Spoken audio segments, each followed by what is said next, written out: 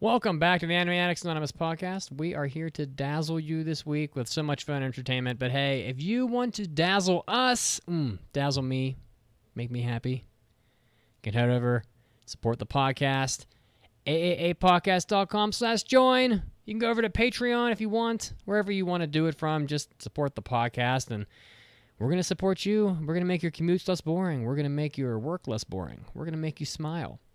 Mitsugi will tell you all kinds of funny jokes. He'll let you rub his bald head, and we'll give you lots of extra content as well.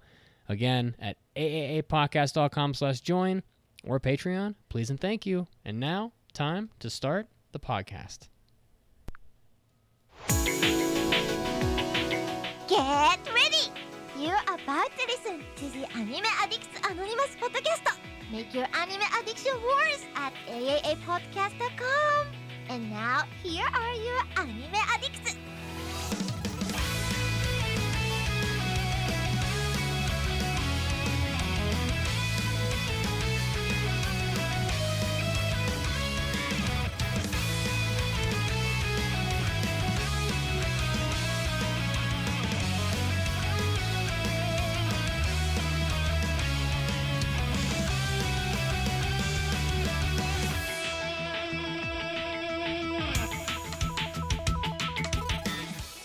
Hello and welcome to episode 594 of the Anime Addicts Anonymous podcast. My name is Mason and I'm giving off big sunburned face vibes because I did not put on sunscreen today, and the sun, even if there's cloud coverage, can get to you people. So if you are the a sun brave... is a deadly laser. So indeed. So instead of trying to put on sunscreen, just stay inside and watch anime, and this will never happen to you. So that's what we are here to try to convince you to do, because anime is great, and so are you for listening. So thank you. We are so pleased to have you on board for this very interesting episode that I think we are about to have. We thank all of you who are watching live on Twitch, where we stream every Sunday live at 5 p.m. Eastern Time. So please come on by and populate our chat box with your hot takes, because we love to see them, as well as Facebook and Discord, which is where all the cool people are. But speaking of cool people, I've got two co-hosts introduced, and I haven't done that yet. First of all, giving off big Ritsu vibes right now. Big Ritsu vibes. Is Caroline. How's it going? Oh, hello. It's going well. What does that mean? I was like, I'm just watching your face to be like, is this a compliment? Is this That's the girl from K-On! Which Ritsu drummer, are we talking about? Ritsu, the drummer from K-On! She's got the headband, and she just... between the headband and the type of shirt you're wearing, that's definitely just the kind of thing she would rock. Okay. Ritsu is good. I'll take it. It's a compliment. Yay. How's it going? It's going well. Ready to start off a new episode of the AAA podcast. Excellent. And giving off big, strong, meaty Alex Louise Armstrong vibes. You know who it is. It's Mitsugi. Pancake! I'm even more bald than Armstrong. At least he has like a curly Q on his head. Yeah, he's got that little puff. Goodness gracious. Guys, so good to be here. I had a very fun weekend. And now I'm just sitting here with my pink monster in a mason jar with my bullet ice. It's so good. And you can hear about that crazy weekend if you listen to our Hobby Addicts episodes where things got a little rowdy. Things were, people were in a different mental state. Things were lost. Things were found. People are often in a different mental state in Denver. it's like very true. Yeah, but hey, before I forget, guys, did you mention, Mason, iTunes 5-star reviews? Oh, not yet, but we really should do that more often. Yeah, I was just really sad because we dropped to a 4.7 out of 5 on iTunes like a month ago, and ouch. Yeah, I was like, no. Now we are there with the rest of the anime podcast at 4.7, but now we can only round ourselves up to a 5. We don't want to do that. No. It's like a lot of people support the podcast, so you go to the website, whatever, you contribute, and we appreciate that. Some people don't have the money to do that, but you could tell a friend. You could tell a friend about us. Or you could go to Apple Podcasts or wherever you listen and write us a 5-star review, because that will help us get back up to 4.8, and that would make my nipples hard with excitement. And trust me, you want my nipples to be hard. So that is very important. So that would make me happy. I love you. Yeah. Yeah, we all love you. So please do that. Speaking of bonus content, just for you, just to try to get back into your good graces, I released at least a bonus content Oh yes. of our Otakon adventure, just because that was a long time coming. And not only did we release it, we released it twice because I gave the wrong version to Mitsugi. So he did all the work of prepping it, getting it out there, and then instantly I'm like, no, take it down. I take it back. I take it all back. I'm sorry. No. So he had to delete everything and re-upload it. So Jesus, Mason. it's now officially up. You can hear all about Otakon and my Washington, D.C. travels if you are so inclined. And if not, I don't blame you for skipping it, but I thought it was a pretty good time. Well, I put in some special editing sound effects, so hopefully people enjoy that. But enough dilly-dallying. Let's talk about what we're here to do, which is talk about some topics that we've whipped up together that I have actually not looked at yet because I'm running behind, as well as a review of To Your Eternity, a 20-episode show that I think will have quite a lot to say. So, if we have nothing else, let's get to the big news of the week.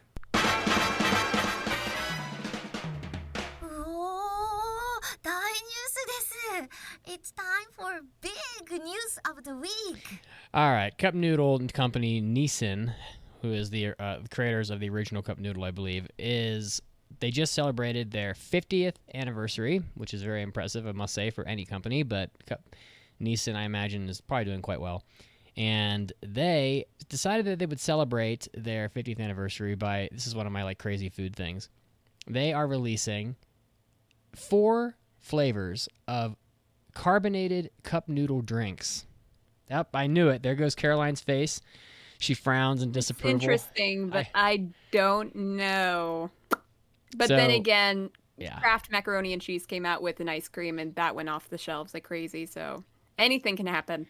Did you see that there's now Flaming Hot Cheetos Kraft Mac and Cheese? It's terrible. I've had it. I'm not surprised by this, but I will not be enjoying it. It looked bad, but I wasn't sure. But thank you for verifying. Actually, what I had was the Kraft, I believe it was Cheetos flavor. And it was so bad I dumped it out after I made it. It was disgusting. But anyway, the 4 flavors are the original cup noodle flavor, which is probably my favorite, the curry flavor, the seafood flavor. Carbonated seafood. No reaction from Caroline that time. And chili tomato. Sorry, I wasn't paying attention, but ew. Chili she tomato. already tuned it out. Delayed reaction. Yes. So apparently this website that was talking about this already did a taste test. They said that the chili tomato was like a carbonated tomato juice, which kind of already exists in some formats. Like V8 is kind of similar to that, and I actually like V8 quite a bit. V8 though. Okay, so I do. I like it, especially the spicy V8. So you'd be the first. They said that the chili tomato was actually pretty good. They said that the original cup noodle flavor tasted like ginger ale, which seems kind of weird to me. The curry drink tasted like curry, but very intense curry. And the seafood, which was, according to them, the worst of the 4, was a cream soda drink that had a pungent seafood flavor and aroma. So it was like fizzy clam chowder with a very strong biting flavor. And so my take is here, I want to ask you guys, which cup noodle flavor would you want to try? And which one would you absolutely not try for any amount of money? Of the 4. Mason? I got to... sorry, go ahead. I think chili tomato sounds really close to V8, which I know I'm not a fan of. So that one seems the least interesting. Honestly, probably curry. With seafood at a close second. You would try that? Yeah. Seafood is your second? Yeah. That would be my close second. That would be my close second. Seafood among higher than the original flavor, which seems to be the least, It's ginger ale. What's the fun in that? What's the point of trying something so if you're absurd? going to ease yourself into it, here's what I'd do. To ease myself into this, at first I would do the original flavor, then maybe the curry, then chili tomato, then the seafood. Oh, I see. Okay, am I wrong? Tell me I'm wrong. Well, I mean, I think I think you're just an interesting palate, and you just want basic stuff, and which is fine. But I want to be wowed with good or bad flavors. That's so harsh. I want to be Just cut you steamrolled deep. with my regret in making a terrible choice and having carbonated seafood. So, I mean, for me, I would definitely seafood. I would not want that at all, for sure. And I think that I would take chili tomato first, based on what they said, and based on my own taste. I had a Bloody Mary earlier today. It was pretty good.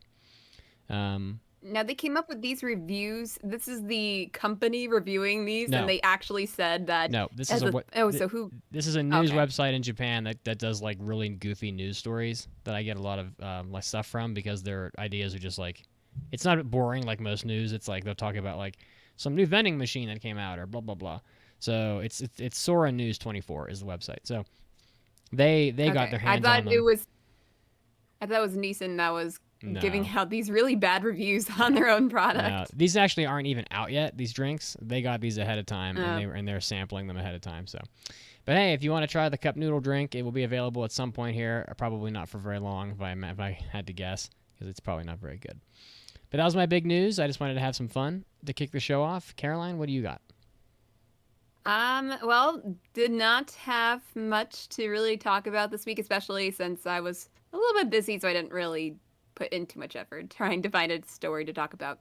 But one thing I do know is that My Next Life as a Villainess is coming out with a movie, which I gotta be honest with you, I'm not expecting it to be anything more than a longer version of the show, just like a longer episode, because it's really not that kind of show to have any important movie to have, like, that you would want to watch.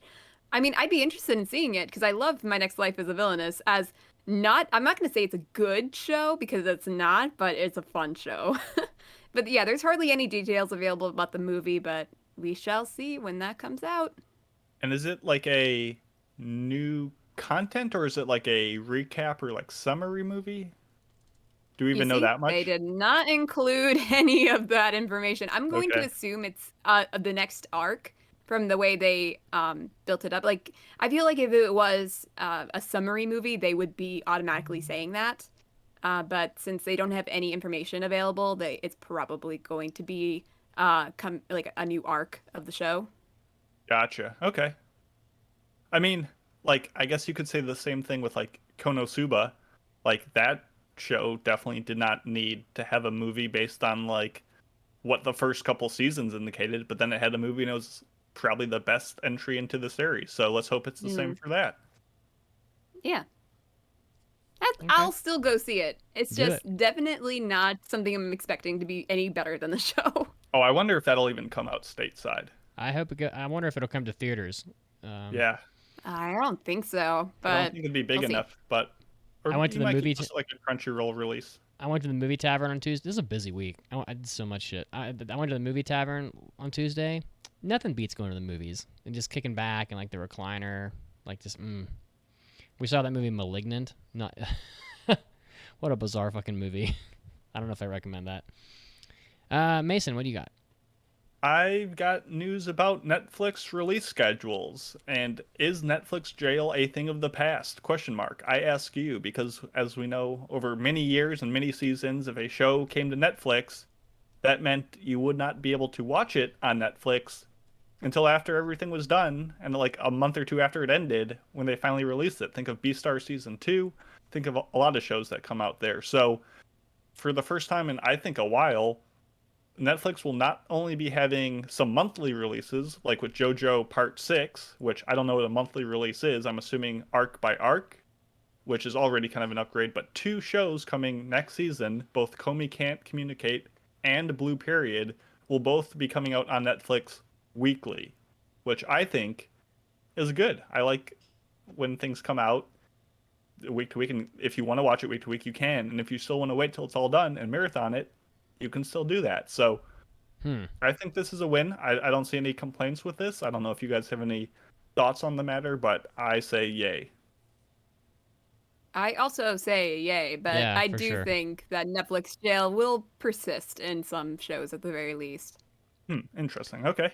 I say yay. I'm tired of people. It hasn't been that long since Beastars 2. I mean, it only just came out in July, So Beastars 2, I think got. I will double check, but I thought there was like at least a month between it ending and it coming out on Netflix. This yeah, was yeah, this and was that's what inevitable. I'm saying. Like it.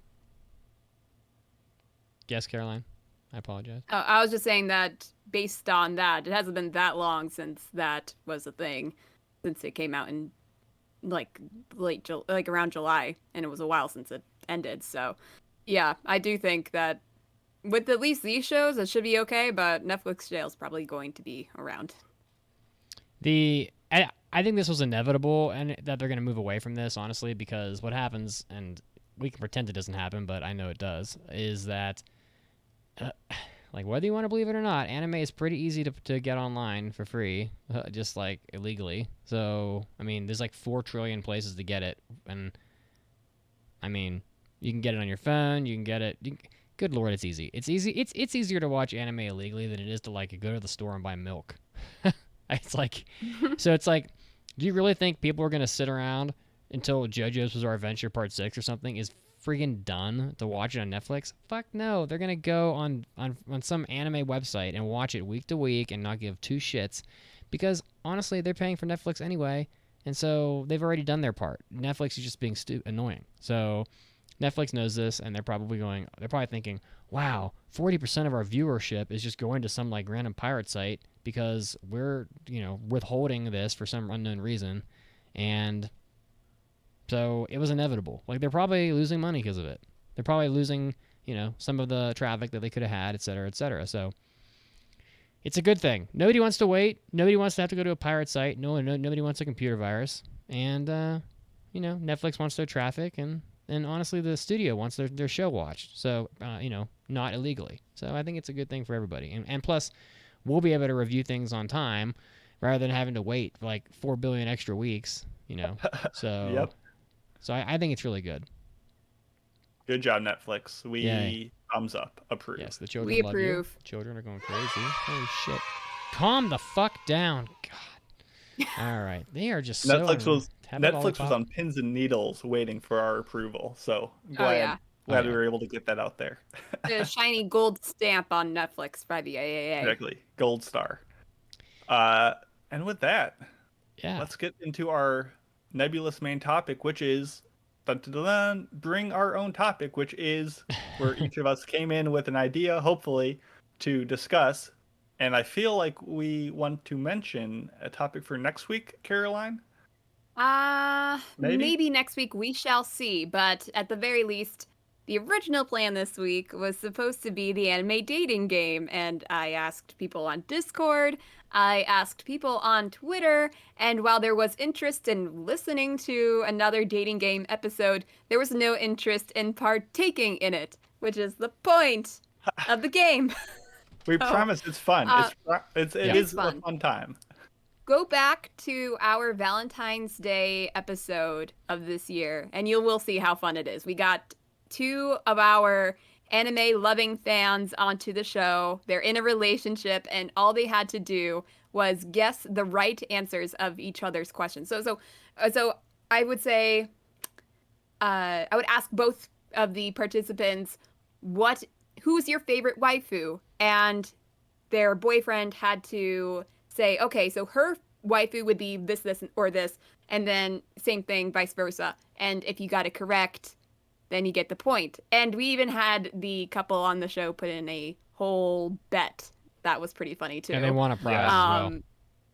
Yeah, and they did win a prize. So, and yeah, it was really fun. We would like to do it again, but we need a couple. So if you would like to be that couple, you must be on our Discord, for one. It's really easy. All you have to do is go to aaapodcast.com and click join our Discord, and it's that simple. It's actually even easier now because thanks to enough boost from people having Nitro and being just really upstanding people, we now have our own like Discord / like AAA account you can plug in. So like it's even easier to remember the link because we are that indebted to you guys. So thank you. Yeah. So just make sure you visit our Discord. You give one of us a message, and we will get you set up. in our episode. But we would like to do it next week, but we shall see. We'll have to wait until somebody participates. Next week, we're going to be doing our selections for the fall season because we have to. Oh, right. So, yeah, because the fall season literally starts. Yeah. But the week after that, which is going to be the 3rd of October, was when I have that penciled in, assuming we can do it. So let's make that happen. I thought it was like epic content, honestly, last time. So I'd really like to make that happen again because I thought it was a ton of fun. And I will go have some drops commissioned and whatnot so we can have some proper audio for it this time as opposed to what we had last time. So. Or we could do it with you and Pancake. We could. That would be. That's desperate times. Desperate times. That's desperate times. You would prefer to have listeners on. That's right. You guys are the B team. Anyway, on to our topics that we brought for this week. Yep. Who wants to go first? Oh, let's just go in the order of the document, I think. Ooh, sounds good. So I dug deep into the recesses of my brain, which was not very far. And I said, with the lack of something better off the top of my head last minute, never before done concepts from real TV that need to make it into anime. So this would be like just things on real TV that are very popular genres or whatnot that have never been in anime before. It does happen. I think that there's lots of stuff like this. And for me, I think, look, we all like to pretend like we don't appreciate the trash anime. But the reality of it is that I think that we do appreciate trash anime sometimes. Like, I secretly want to watch the girlfriend anime, I think. I haven't watched it. It's always on Verve, right in my face. They're always trying to get me to watch it. They're always promoting it. Yes? I get that it's trashy. Yeah. I really do. And there is something to be said for something like Scum's Witch or Domestic Girlfriend. Like, those shows have their place. Girlfriend is just not good. Okay. You can give it a shot, but it's not bad because it's trashy. Like, the trashy isn't the bad part about it. Well, the sole reason why I was interested in that is because the actual character designs of the girls are very cute. They look very good. But so sometimes the trash TV is a great thing. You're like, oh, I just want to watch hot girls frolic around, or I want to watch people beat each other senseless, whatever. But we have a lot of trash TV in real life, and we don't have it in anime. Like, well, we do have it, but it's different. So, like, I think, like, there's a lot of these. So there's, like, that F-Boy Island show will probably work. But just to reach for, like, the obvious, very mainstream concept, The Bachelor or The Bachelorette would be really fun. Like, not just, like, a harem show where, like, some whiny guy has, like, 6 hot girls, like, fawning over him for whatever reason. He can't get it up enough to, like, But that's basically The Bachelor. No, The Bachelor. The Bachelor is a harem show. But The Bachelor is like where the guy's not a fucking pussy, and has his shit in order, and then there's like a contest where they eliminate people and stuff. There'd be like all this drama. Like there is a difference. You're in it for like, oh my god, Tiffany was eliminated. I can't believe it, and she never got a rose or whatever the fuck they do. But like that doesn't. And then there's like a fake announcer, like we had an announcer in Zombieland Saga, sort of the producer or whatever, but you know what I mean. But like that concept hasn't happened to my knowledge in anime. I haven't seen it. It is a harem, but it's not like your normal harem. Like, ooh, this person like made out in the friggin' hot tub. Ooh, like we know he's gonna keep Veronica or something because like they made out in the hot tub. It's like this trashy shit doesn't happen in anime. In anime, what would happen would be Veronica would get in the hot tub with the guy, and he would blush and freak out and like run away. That's what would happen. Nosebleed laugh track. or they would be about to kiss and make out in the hot tub, and some like other girl would like fall off the roof into the water and ruin it. That's what would happen. And then would be the unintentional boob grab, probably. Yeah. In that situation. Yeah, exactly. She would like land face down with like her mouth over his penis or whatever under the water, and the one girl would be like reaching back to like get like her drink or something, and she wouldn't even see the girl go in the water somehow, and she'd be like blowing him under the water, and while he's like trying to talk to her. and then she would have no idea, and then like she would get up and leave, and the girl would be like, she'd like come up out of the water like she'd been holding her breath for an hour, and then she would like leave also, and then it would be totally oblivious. That's the kind of shit that would happen. He would in anime. be like, I don't know if these girls like me or not. Wait, but in this situation where there would be an anime like this, would it be still under the guise of a reality TV show? Yes, it would be just like a TV characters in an anime. But it's actually a TV. It's like a reality TV show within an anime. Anime world. Fake prize money, announcer, eliminations, crying, all that shit. Will there be like they'll acknowledge the fact that there are camera crews following them around and all that? Oh, yeah, of course. It'd be just whatever the Bachelor looks like on TV, or the Bachelorette or whatever. Yeah, because I was also thinking like, or could it be like the Bachelor just in anime form?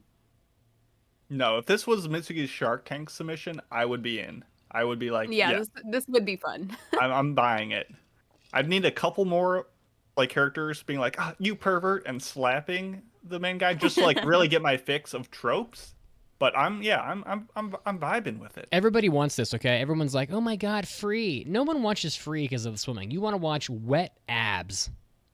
Well, you can have your season 2 could be the Bachelorette. You could have wet abs everywhere.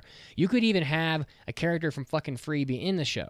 You know, season 3 is like, oh, these characters are like, you got a character like Levi came in, and then this fucking character came in. Blah blah blah blah blah. All these characters, everybody wants to fuck the guy from Free with the shark teeth. Isekai quartet, but yeah, everybody Bachelorette quartet. Everybody wants to like make out with the guy from Free with the shark teeth. Everybody wants to like have sex with this person and this person, you know, whatever. People are like, you know, fantasizing over male anime characters too, just as much as the women. You can have everything you want. Just have it. Have your cake. Eat it too. Love it. Ice it. You know, whatever. I mean, I'm all for making fun of Free and whatever, joshing on it, but let's not forget that they beat us to the punch with calling their movie Free the Final Stroke, which is nonetheless just comedy gold. That's right. Anyway, what else you guys got for this one? I think this idea, it must happen. I think there should be a cop drama anime, and not like stupid isekai fantasy cop drama like Copcraft. No, normal cop drama like Law and Order or something. Because while like I feel like this is the gap in the market. Like there's no anime like that. There's Babylon, no normal cop. Babylon was close. Okay, no. Like Babylon was real, and then they went off the rails and was not that. But I know what you mean. It was not. It wasn't real for a very long time. It was real for maybe 2 episodes, and then it got crazy. They had like a department and meetings and stuff. I believe it. They had a department, but like if the main focus is a supernatural, shape-shifting, makes you want to kill yourself woman, this is not a normal cop show. Oh, there's F. There's F's all over the page. F's in the chat. What's the F mean? It means lady. Oh, okay. I know, it's so dumb. Oh my god, don't even. But yeah, the main characters of that, they weren't even cops.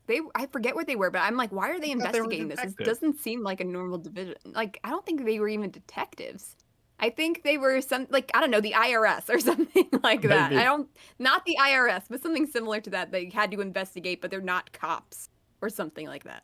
Oh, no, they were like assistant attorneys prosecutors or something like that. Maybe. I did not see your guys' topics until a second ago, so I just scrolled down. Caroline wrote cop dramas, and I'm like, I just want cops. I want like the show Cops, but with anime, just like this ragtag group of people going around trying to like arrest. Like, because I really want, even better than Cops, is like the outlaw justice, like Dog the Bounty Hunter, where like some anime person, think of like Vash from Trigun, and he's like holding up the camera, almost vlogging. It's like, guys, we're gonna get this madman today, and he goes around and just tries to like arrest, kind of like You're Under Arrest, but like way goofier. I could watch a show like that. That'd be fun. But like they like Mitsugi's like fake reality show, like that's what I want in mine, where they know the camera is there. It's all kind of staged, but kind of not really. So I'm just taking your 2 ideas and making them kiss, and whatever comes out is what I want. Are there not cop shows like this already, though? I mean, there are shows with cops and policemen, you have like stuff like Pat Labor, which is just with mechs, Death or Note, You're I Under guess. Arrest, which is kind of cool, but has some cool like chase sequences. But yeah, I want it to be like reality show cops. Gotcha. Reality show cops. I'm with you. I'll watch that. I'd love to watch a Moe girl get just fucking tackled. Just. Oh, can you imagine? I want. Oh my god! Can we please have like a Moe girl get mauled by a anime German Grey's Shepherd? Anatomy? Can you imagine? A hospital drama anime. Oh, I don't no, like we've Grey's seen enough- Anatomy, but We've seen enough of like hospital scenes in anime. Rhonda Rhimes does anime. I want a German Shepherd to maul a Moe girl. Can we have that? You better Yeah. write it. Yeah, we can do it. Fucking awesome. That's great. Oh my god. All right, that was my idea. Shall we move on? Make it happen. Honest to God, my God, I would watch the shit out of some of the Bachelor fucking anime edition. That would be so I great. would watch. Do you the watch crap The Bachelor, out of- Bachelorette? I don't. I have seen it, but or I would take like Big Brother. Big Brother's a good show. I've seen a couple seasons of that. I would watch that. They do fucking games every episode. Like people love that shit. It'd be fucking great. Oh my God. Make this happen. Why aren't we doing this? Instead of doing like another, oh, my club doesn't have enough members because I have no creativity, just have equally small amounts of creativity and just steal the fucking Big Brother TV show. It isn't hard. Make it happen. Holy shit. Nissan. I was about to say just do Survivor, but that's really what every death game show is, just with a little more edge. Basically, yeah. So maybe And nobody maybe not dies. We have a first-time viewer on Twitch. Thank you That. for Oh, it's joining. Sky. I know Sky. Sky, thank you for joining. All right. So, a Welcome round of aboard. rants. I feel like I just ranted, honestly. Okay, But- well, this one is you have to rant for a considerate amount of time. So I have this really bad habit, as you guys know, of getting into unnecessarily worked up rants over dumb things in anime. So I'm going to make all three of us do it, so I feel a little less bad about it. Well, Okay, lead by so example. Yes, so I asked you guys to decide what your rantable topic is, and you must rant nonstop for at least 1 minute. And do you think that's a good time period? Seems fair. Let's give it a shot. I once again have the magic stopwatch ready to go. Okay, Mitsuki, do you have the rant music available? The angry... I shall go first. Yeah, we're good. All right, and are we ready? I'm ready. You got to start ranting. I'm not just going to play rant music. You have to earn it. Okay? Okay, as soon as I Goodness say sake. the topic of my rant, we start. Yeah. My topic is inconvenient outfit designs in action anime. Okay. Start. So, we got action anime. Obviously, you're fighting people. You need to be properly prepared for this. But why do we have so many characters wearing the worst outfits for these situations? We have fighters wearing skirts, aka Naruto. You have Ino wearing this long length skirt. What are you gonna do in that? Nothing. You have cool hoods, cloaks, and long flowing sleeves. Yes, it looks so good and I love it. But it is so inconvenient. You have your hood on, your periphery gone. You cannot see any fighters coming from the sides of you. Cloaks, they get in the way. And the same thing for Cloaks. long flowing sleeves. You look amazing. Yes, I know. But you cannot draw your sword with all this stuff. You can't draw back a bow and arrow with that. You just can't. And then there's the sexy armor. Do not even get me started with that. You have maybe a plate on your shoulder, but what about your sides showing off your midriff? What about your boobs that are just falling out of your shirt? It's not working. It works. And then it works, but it doesn't work. It is not practical. Something's working. Oh, girl, it's working. It's not working for them, it's working for you. And then you have wearing white in a battle, aka Attack on Titan. You have them wearing these button-down shirts, all white. What are you gonna do with all this Titan blood, your Damn. blood flowing about, sweat, dirt, bugs? You're flying through the air. What are you doing in that situation? You're wearing So white? angry. You don't even have washing machines. I don't get it. This is just not practical. I know, it's And that after is the Labor Day. What are you doing? That's a major faux pas. also true. That that's the end. That was the whole DAC, Ray. That was it. There's no more. You ranted through the entire movement. 57 seconds. Very nice. I definitely did well with the 1 minute limit. Why did we have her go first, Mitz? Like, it's she's clearly the expert. She is the I do get a lot of practice with this. I mean, it's her own topic. I mean, it's like, what am I supposed to do? I have another ranty song, sort of. Okay. Maybe I don't. I don't know. No, I don't think so. I just have the trapdoor theme from my confessional. Listen, honest to God. Although we have a comment on Twitch. We have a comment from Sky, as we mentioned earlier, who says that if you're going to show off all your stuff, then the reaction time of your opponents is going to be lowered, thus giving you an advantage, which is... that's viable, yes, but I do think that it would be a little bit difficult to move in. I feel like you need to watch... Easy to... We got to get Caroline to watch Iki Tosen. That would be great. It's like... I don't know what that is. She gets punched in the arm she gets punched in the arm and her entire clothing. What are you going to say next? Her whole wardrobe explodes. She's just like in her like a thong. Oh my God. This is not the show for me. Yeah, definitely not. Yeah. I would be more angry about all the probable fan service than I would be about anything else in that show.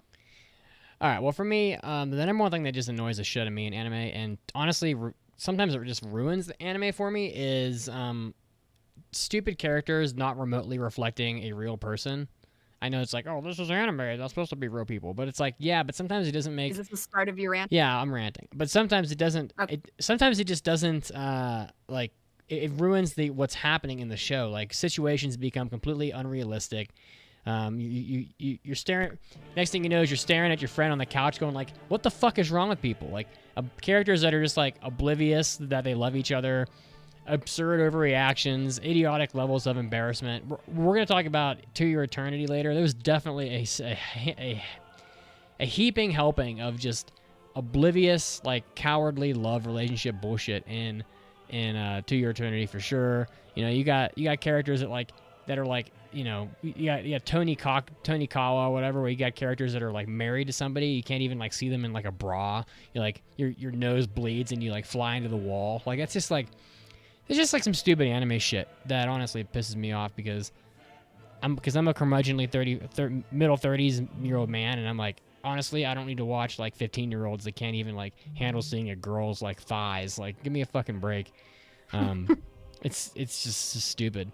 What you ought to be doing is, it's like, oh, the girl is like, she's walking around in her bra in front of you, like when you're alone. Well, it's like, maybe the girl likes you. Maybe you should like talk about that. Maybe you should like be a fucking man. Pull your pee-pee out. You know, do something. But like, no, I'm just gonna like get a nosebleed, cry, and go like fly through the wall and like disappear. So, or like the girl characters, fly through the wall, or the girl character that's like, I'm gonna walk around in my bra in front of you because, you know, I want you to see my titties. And then when the guy sees them, she gets mad and punches him, and he like flies up into the sky and disappears. All I love Hina. None of this shit makes any sense. I hate all of it. Go fuck yourself. That's the end of the rant. 150. That's pretty good. Very good. Very. Yeah, I'm just angry all the time. So much rage. Love to see it. Do you have a rant, Mason? No. Do you have one to give me? I don't know, man. I mean, you're not much of a ranter. You're very like relaxed most of the time. I don't try to get. Maybe you could do one on people's critiques of Tatami Galaxy. Oh my God. Let's move on. Like why the Tatami Galaxy is better than everyone says it is. Why is it better? People like the Tatami Galaxy a lot. Yeah, but they'll say like, "Oh, there's too much talking. It's too fast and it's too repetitive." I think we're gonna. No, we don't need to do it. Yeah, I think we should move on because To Your Eternity is gonna soak up a lot of time later because there's a lot to say. Okay. Mason, what is your topic? Oh, I was gonna say if we think we have time, we can skip my topic and save it for next week. We have time. We got. I'd say but you're gonna be 10 here minutes. Next week. We comfortably have 10 minutes, so we can do this. Okay. Oh, I thought I was gonna go for a 10-minute rant. So no, this works.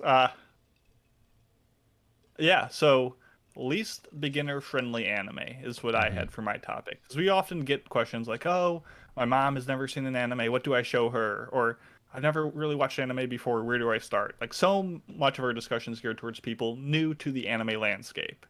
And I want to talk about the shows that you think are on the opposite end of the spectrum. What are the shows that are you need to like almost earn the right to watch, or you need to like do some training to prepare your body to watch these shows? Are they super violent? Are they super like steeped in lore or meta or like whatever it is? What are the shows that are like the worst for new people and almost require like a bar of entry for anime veterans? Okay, so should we go one at a time in a circle? Yeah, I Sure. think we've just run through them, kind of just the show and why do you think it fits the the thing. All right. Well, I've told this story a lot of times. I know this is somewhat factual. It's been tested. One of my favorite anime is Now and Then Here and There. It's a great show. People haven't seen it. Kind of no one ever talks about it. But back in the day when I was running the anime club at my college, I brought this show in because I'm like, oh, it's a great show. People haven't seen it. We lost like half the members that week because Now and Then Here and There is just too rough of an anime. It is very much a war anime, but they definitely hone in on like the really nasty, like gritty side of war. Like there's like, you know, I can't even sugarcoat the conversation. There's like women being raped because they're trying to make babies for the army. There's like children having their parents killed in front of them, torture, like all this shit. It's a good show. Like there's a lot of good stuff in this anime, and some of the craziest fucking characters you've ever seen. But it is pretty brutal and kind of hard to watch. And a lot of people just don't want to be like, they're like, oh, I want to watch anime. I want to have fun. Like you don't want to like watch a girl getting like thrown back into a jail cell by her hair while she cries because she just got raped by 12 soldiers or some shit. Like just not very feel good. But like in reality, like I feel like that kind of stuff happens in the real world in places where lots of war is happening. It's not, you know, not ideal obviously, but like, but people don't want to watch that kind of stuff. So Now and Then Here and There, it is a good show. I do recommend it to people, but just be aware that it is pretty tough for probably the first half of the show is pretty rough to sit through. So with that, I'll pass it to Caroline. My first one is Devilman Crybaby. It's very unsettling to say the least, with a lot of nudity and mature topics. And yeah, and I would say the ending is a little bit traumatic. So definitely not for a lot of audiences, but even within people who are very well versed in anime, definitely not the first thing I would show a person who's never watched it before, though. So just like that was, you know, short, sweet, simple. Don't do Devilman Crybaby. There you go. Come on. And But he knowing that it's orgasms. on Netflix, it was probably a lot of people's first anime. Yeah. But he orgasms and like just cake batters the ceiling above his bed. It's fucking crazy. Yep. And that's one of the reasons. Pretty cool. My first one is Mawaru Penguin Drum, which is Ikuhara, famed director of a ton of very out there stuff. He did Sarazanmai, which is also probably not the easiest thing when you have to explain kappas and butt stuff. But yeah, all his works, I'd say, have a pretty high barrier to entry. You have to kind of know not only just the Japanese mythology that goes into them, but kind of him as a director himself, kind of appreciate what he is saying, especially in contrast to the entire anime landscape that really defines him and sets him apart. So not to mention like how convoluted and crazy those shows are. So yeah, Penguin Drum, as well as many others. Good shows, but definitely a tough barrier to entry. I would say this one applies to, I'm going to be honest, this applies to like all anime fans. It could apply to, I should rephrase that, to any group of anime fan. For example, I strongly dislike Ikuhara. I think all of his stuff is awful. I don't want to watch any of it. It's not my thing at all. It's too much, too convoluted, and at times just too overt for my enjoyment. So I have never enjoyed an Ikuhara show. So I think that this applies can apply probably pretty broadly to a lot of different people. So Penguin Drum was probably, I don't know, Maybe Utena is his best show, but I don't know. Not my thing. That's fine. Yeah. That is all good, So that's my a dude. good pick. The next one here is not gonna be too long for me. I think Legend of the Galactic Heroes is also not really a beginner-friendly anime. I think it's too involved. It's too long. It involves too much of a commitment, I think, for most people to handle. This is the kind of show where you can't even like go to the bathroom without getting lost, and it's super long. And this is like more of like your masterclass show. Like I feel like newer anime fans, bring them in with something that's a little easier to sit through and enjoy. I almost feel like new anime fans should start watching like Ghibli movies and shit like that because they're just like generally good and short. Galactic Heroes is like more for your badasses. So I will say you probably could recommend Galactic Heroes for people who just love sci-fi and like use this to try to like bring them in with the space epics. What special treats are you getting now, Mitsugi? What no, special? there's no special treats. No. The ladies are going to have tea at the tea house. Oh, good for them. Say hi. Yes. Anyway, Galactic Heroes, good show. Yeah. Everyone watch it, please. I beg of you. Oh yeah, that's not to say it's Apparently not not good. if you're a new anime fan. No, I think even if you're new, you could watch it, but yes. Go for it. So my next one would be Beastars, which is a good show, but people might be taken aback by the Bestiality. anthropomorphic animals with sexual elements. So, we got Pixar movies with anthropomorphic animals, but not ones that have sex a lot. So, and also like a little. Except Shrek. Shrek That's fucks. also true. And donkeys Yes, fuck dragons, so I guess it's implied. Yeah, but it is probably good once you watch a few anime and get used to some of the more out there themes that you might get into Beastars. And even so, it's not like it's not like Devilman Crybaby, which I would say absolutely not. Beastars you can, it's just probably not recommended. Yeah, I think that's a good one. That's a good call. Also on Netflix. Also a lot of people's first show. This next one will be super quick. Akagi, the prequel of a sense, spiritual successor, not successor. It came out before, obviously everyone's favorite Kaiji, the gambling one. This one is all about mahjong, and it does not teach you the rules at all. If you do not know the rules of mahjong, it does not tell you what's going on. It just expects you to learn.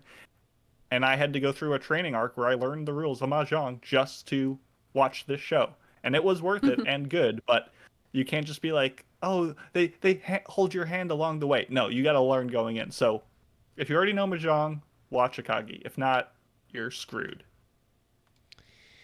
Let's see, am I up here? My next one here is I can't remember the name of it. That one pottery anime that's like old feudal Japan. Oh, Hyogemono. Hyogemono. People aren't gonna want to watch that. So good. Yeah, you like Hyogemono, but like the average person isn't gonna sit through. It's so weird. You're not average, Mason. I am certainly below average. Not at all. Hyogemono. None of these have anything to say with how good they are. We all know that like that Legend of the Galactic Heroes is obviously a good show, for example, but Hyogemono is just like definitely too dry for the majority of anime of like new anime fans. New anime fans, like, they're coming in, they're watching Demon Slayer. Like, that's what they want. They want to see, like, pretty shit and, like, they want to see cute Nezuko and, like, blood. Like, who the fuck is going to sit through pottery? Nobody. I thought you were referring to, like, Let's Make a Mug, the new show where they literally just sit and make pottery. People love watching people make pottery. So soothing. But anyway, what's next, Caroline? Caroline's like, I watch Ghost every night.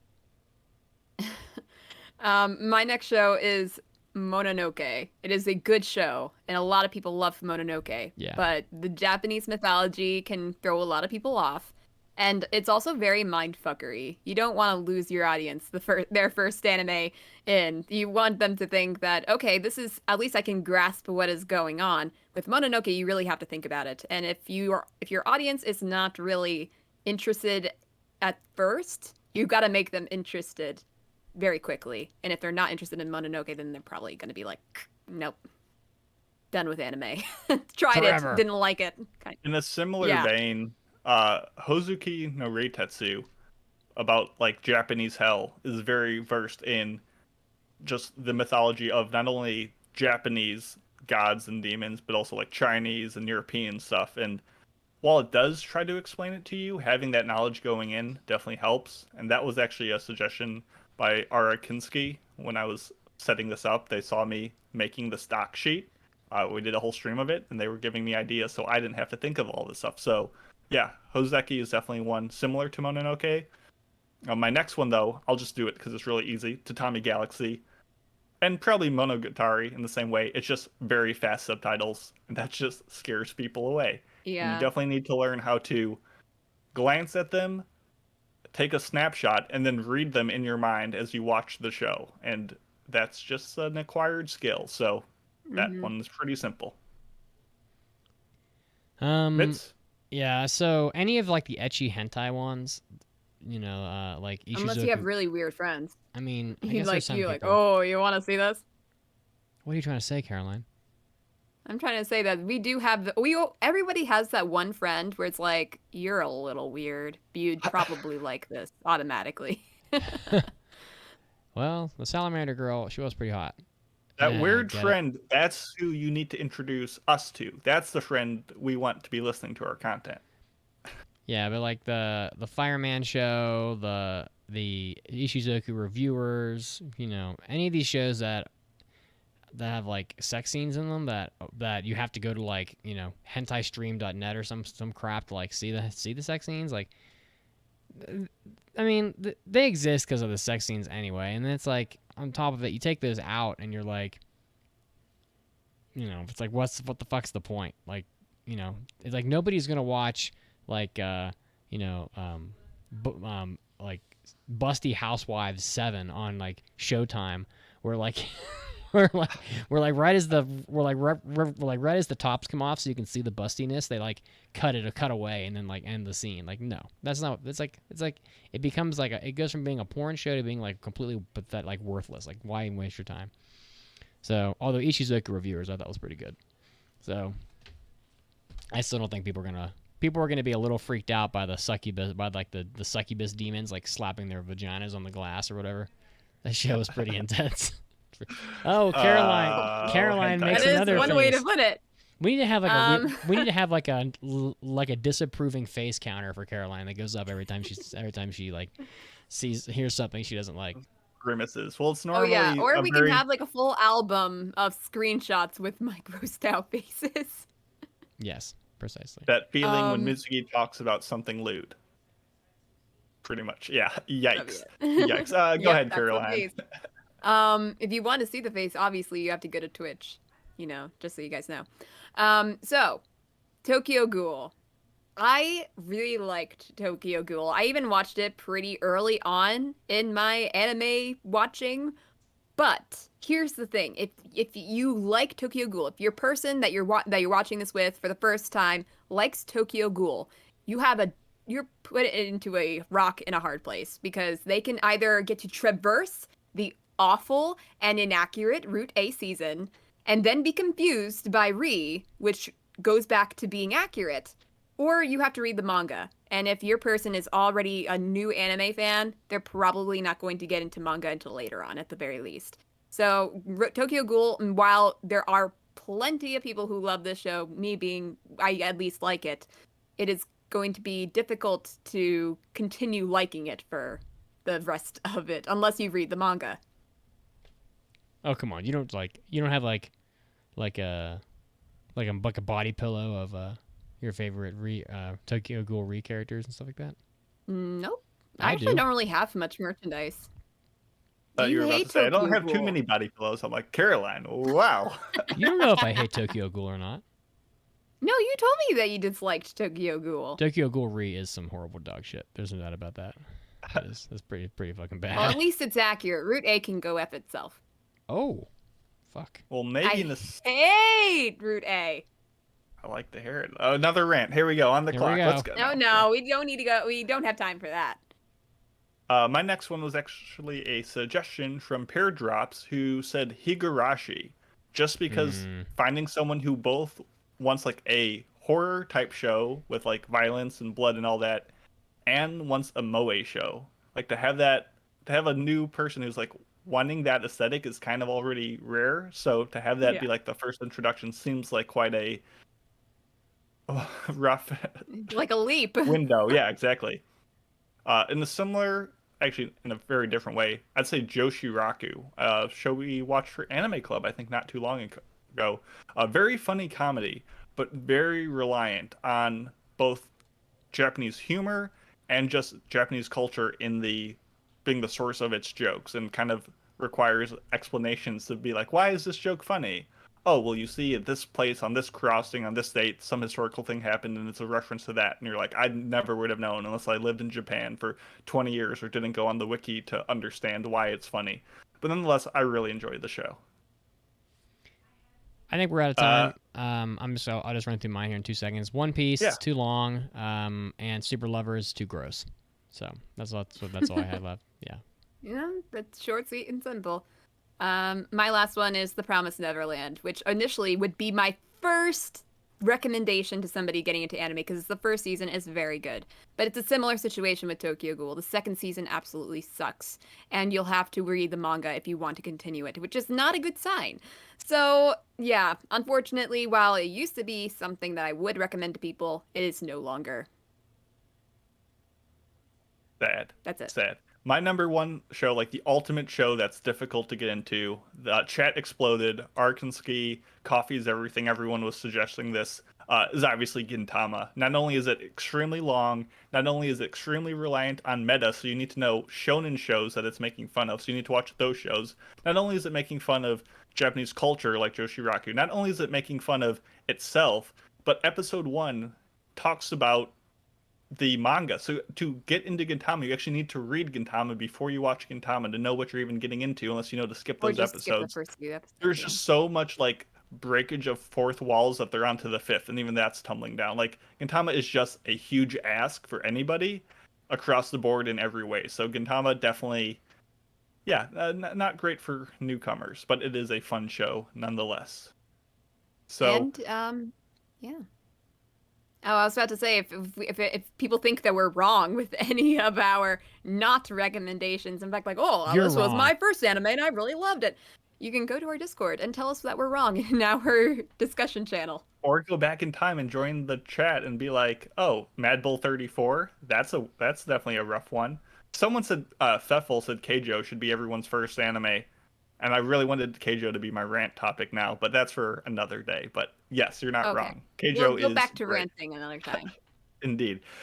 But we will also get back to you with our review of To Your Eternity. But first, we've got to take a quick news break. So to give you a trivia question, I'm going to do that. In To Your Eternity, what animal is the inspiration behind Gugu's first mask?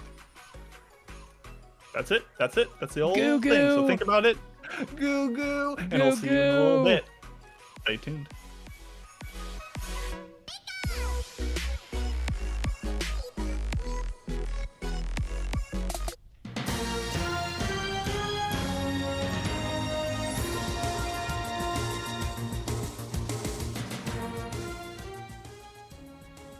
Anime Addicts Mitsugi is here, and it's time for that anime news. Getting started off with some news from Manga Plus, the online manga viewing service. Shueisha editor Muta Moriyama, who manages the Shonen Jump Plus and Manga Plus online services, said that the service currently has 5 million active users, and that a new chapter for a popular series will get about 1 million views, which is a huge amount. He predicts that the international sales of the Manga Plus platform is about 10 to 20% of the overall total, but he thinks that that's going to expand here in about the next 10 years.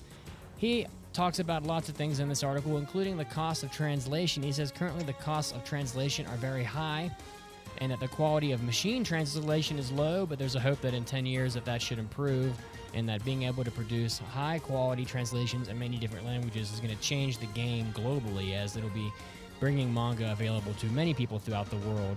So, pretty interesting stuff. So, if you are a fan of manga, you might want to go check out Manga Plus because it seems like a pretty hot place right now where a lot of people are enjoying manga.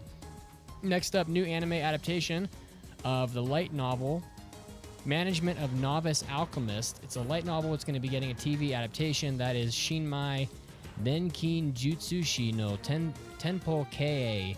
The synopsis: shoot for the stars. I'm going to be the country's #1 alchemist. When young girl Sarasa graduated from the Royal Alchemist Academy, her teacher gifted her a house for her to set up shop. Aiming to become a master-class alchemist, she gathers materials herself, experiments, and operates her business. In her own atelier, Sarasa indulges in a slow and relaxing alchemist life. So if you're a fan of these sorts of relaxing-sounding anime, look out for Management of Novice Alchemist coming out sometime pretty soon in anime format. Next up, another new anime coming out. The sequel of The Duke of Death and His Maid was announced. So the second season has been greenlit for this. The manga story centers around the Duke of Death, who is cursed to steal the life from any living being that he touches, and is accompanied by his maid Alice. So if you're a fan of the Duke of Death, which I believe that the first season pretty much just wrapped up on Sunday, you're going to be getting another season here before too long. And next up, some Japan-centric news, just the overall Japanese population. Japan's population is at its oldest point ever right now. It looks like the estimated number of people that are age 65 or older in Japan is now at a record high of 36.4 million people, which is 29.1%. That's, yes, again, 29.1% of the people in Japan are over 65 years of age.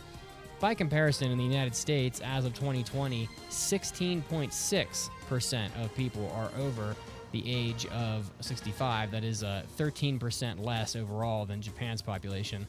So the share of those adults that are male, of the males, 26% of the male population is over 65, and for women, a staggering 32%. 1 in 3 women in Japan is over 65 years old, which is just unbelievably shocking. So we'll have to keep following this as things progress, and we see how Japan's population continues to ebb and flow throughout the years. This was Mitsuki, and this was your anime news break, and now time to get back to the podcast. This podcast is brought to you by, well, it's not brought to you by anybody, and you know what? Really, that's okay. I just wanted all of the anime addicts out there to know that I love all you guys, and I've loved you all for a long time doing this podcast, and, you know, if you want to help out the podcast, that's cool, and if you don't, you know, I still love you. You could still come over and have dinner at my place. We could watch anime and be good buddies, because, you know what? It's all about the anime love, you know? Really. And if you do want to help out the podcast, you know it's over at aaapodcast.com/join or Patreon. But you know what? I hope regardless, you just enjoy this podcast today, and I hope you have a great rest of your week. And now, great moments in Anime Addicts Anonymous history.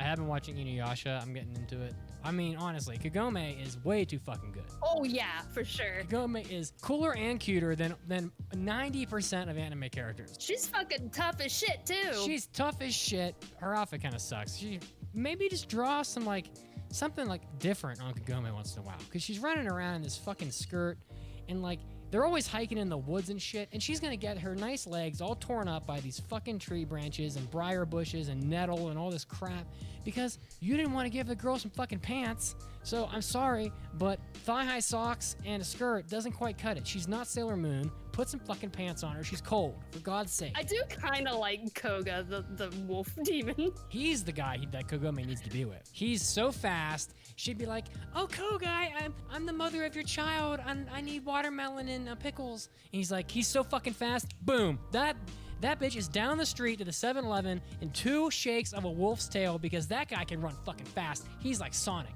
He can get anything Kagome needs in 2 damn seconds. He's gonna be running down the street, and he'll be running back, and he'll pass 16 girls he'll be holding watermelon and baby formula and all the shit that she doesn't need yet, and they'll be like, "See, I gotta get me a man like that." Yeah, that's right, Kagome. You need to get you some Koga. That's what I'm talking about. Hey, this is Joe Zeech, a voice of Claude from Fire Emblem Three Houses. Welcome back to the Anime Addicts podcast.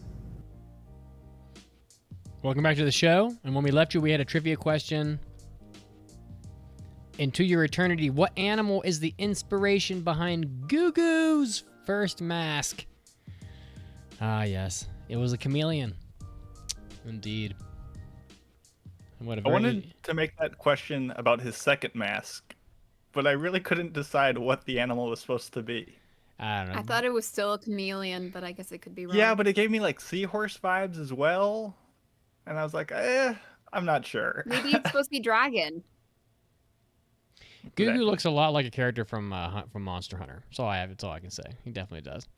All right. Well, welcome back to the show, guys. And we're gonna keep this train rolling here with some hot new anime releases. We definitely have some good ones this time around. So jump right in.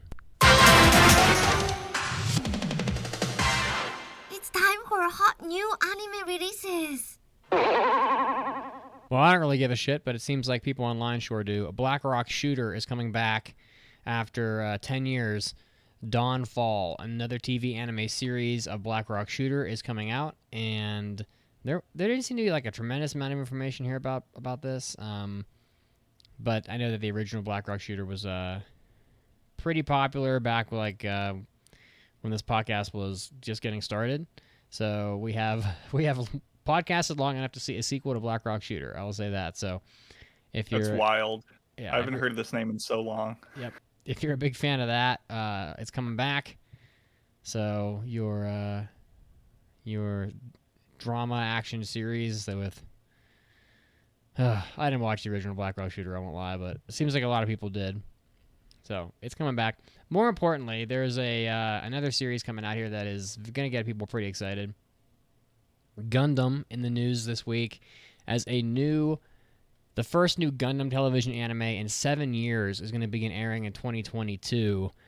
This is the first television anime in the franchise since Mobile Suit Gundam Iron-Blooded Orphans, which aired in two 25-episode seasons back in 2015-2016. So it is called Suisei no Majo, which is translated as The Witch from Mercury. So if you are a fan of Gundam, which I haven't seen a whole lot of Gundam, but I think Gundam's pretty damn cool. So I will do I'll do what I can to pass this one if it's good when it comes out.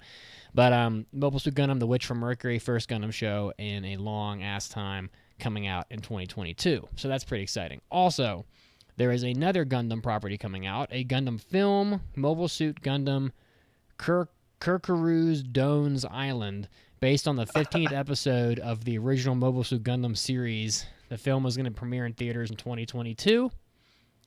So the animation director and character designer Yoshikazu Yasuhiko of Mobile Suit Gundam: The Origin is going to be running the film, helming the film. So a new Gundam series and a new Gundam film, both coming out. You guys excited for any of these? I'm fairly excited for a new Gundam. I like Gundam quite a lot. Nice. When you said this is the first new Gundam anime in 7 years, I was like, no way. Like, Iron-Blooded Orphans just came out, like, not that long ago. Mm-mm. And then, no. The years, they blow your mind, Mason? I did. I got a little old for a second there.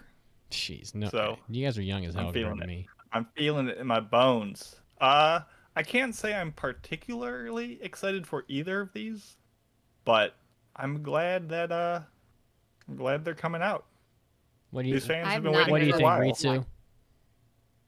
I've never heard of Black Rock Shooter before, so automatically not excited. I've never watched Gundam, so I can't say I'm excited either, but I'm excited for the fans. All right. That's about it for the hot new releases. Really, the hot new release was the Gundam show, but the Black Rock Shooter, people were talking about it online quite a lot. So It's wild. Yeah, I'm just glad it's coming out. yeah, I thought I'd throw that one in there. All right, time for your mailbags. It's time for an almighty anime mailbag. Anime.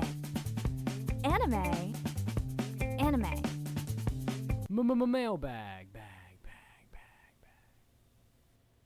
Okay, it's time for your mailbags. You can send them in at aapodcast.com. Hit the mailbag button and just send us whatever. Here's one from Shadow Slayer who says, "Hey, AAA Podcast, I have been listening to y'all for the last month, and I have been backtracking, and I finally hit 263. Y'all are a great podcast and my number one. Thank you for making my anime addiction worse. So, wowza. You've been listening for a month and you're at 263. Listen, I'm not going to lie to you. That's crazy.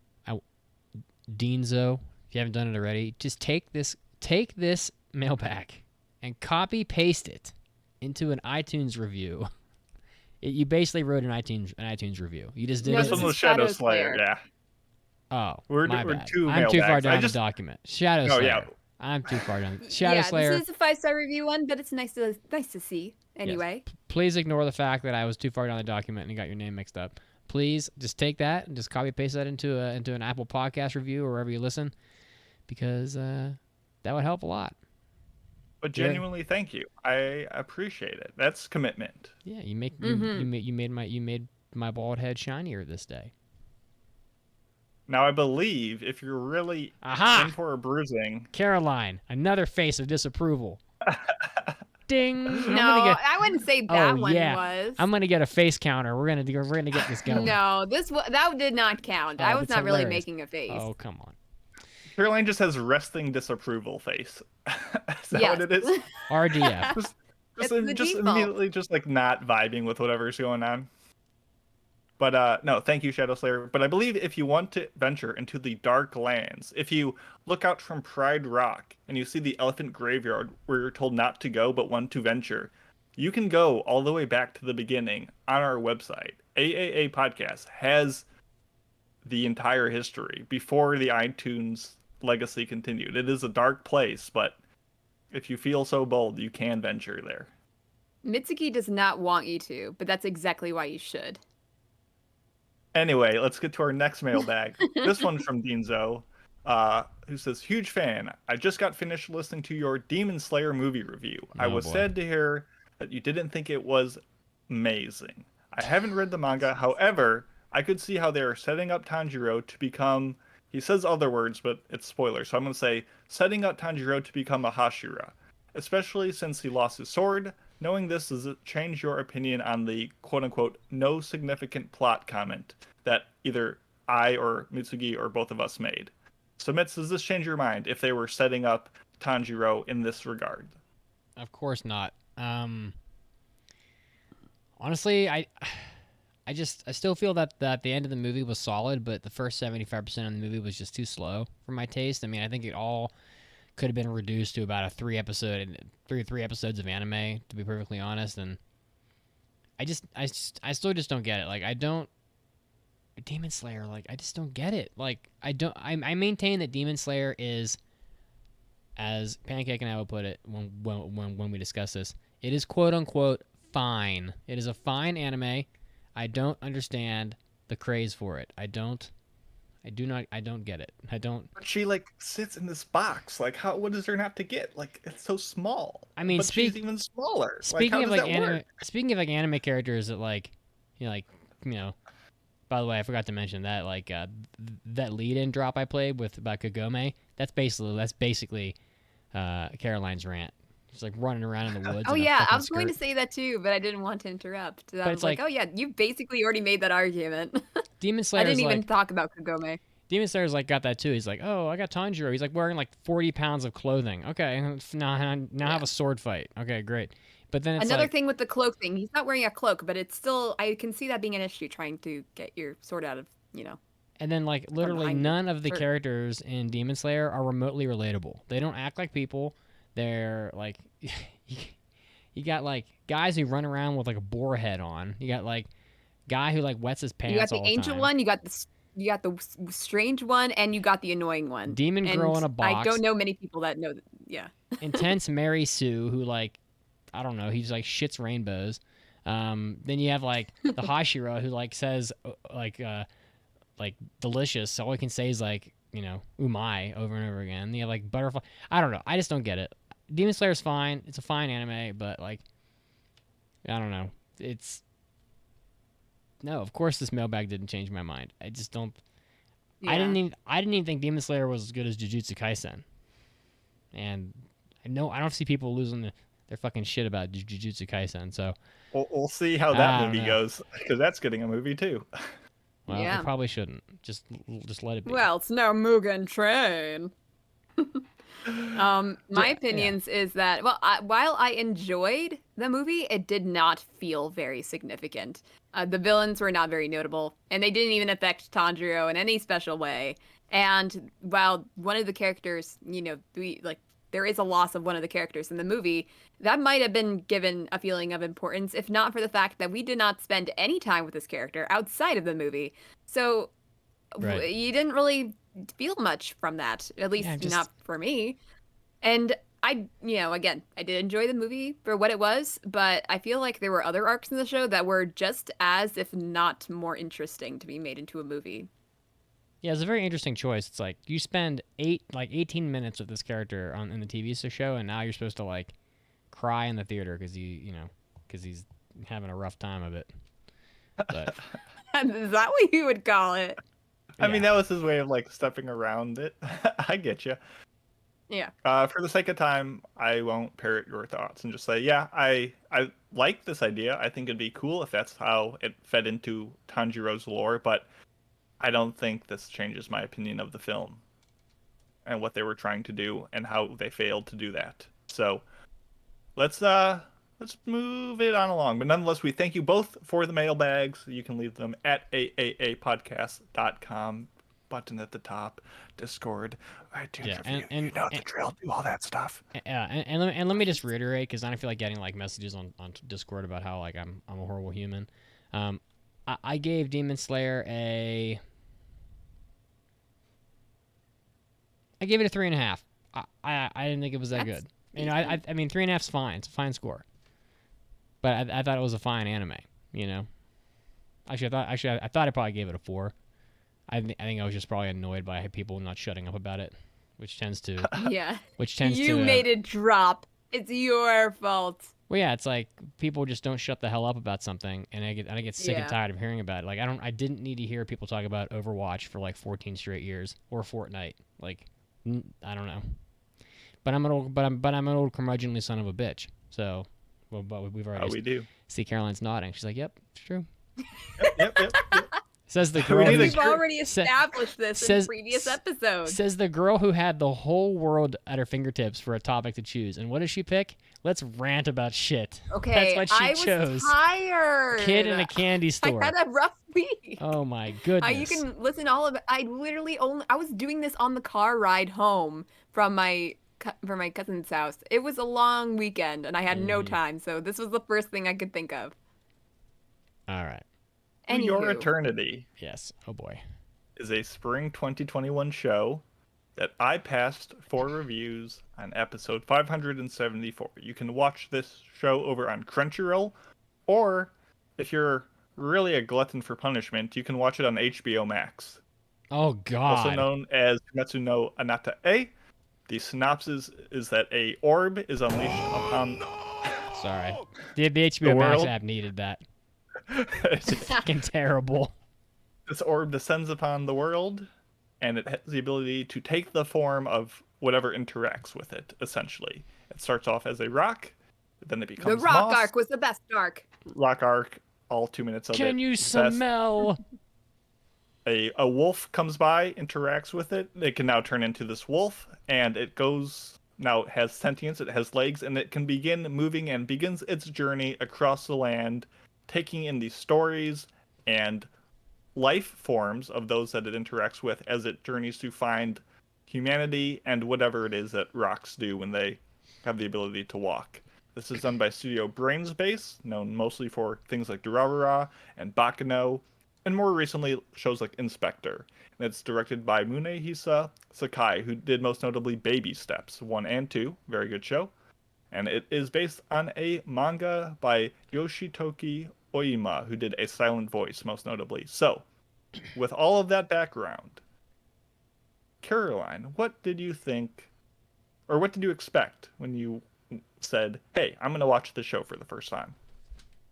Well, I remember way back, like maybe 5 years ago or something, I started reading the manga.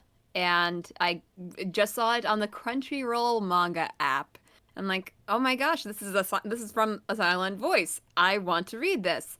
So I read the first chapter, and that's think I can't remember exactly, but I think that gets you to the end of the first arc is that first chapter because they're a little bit long.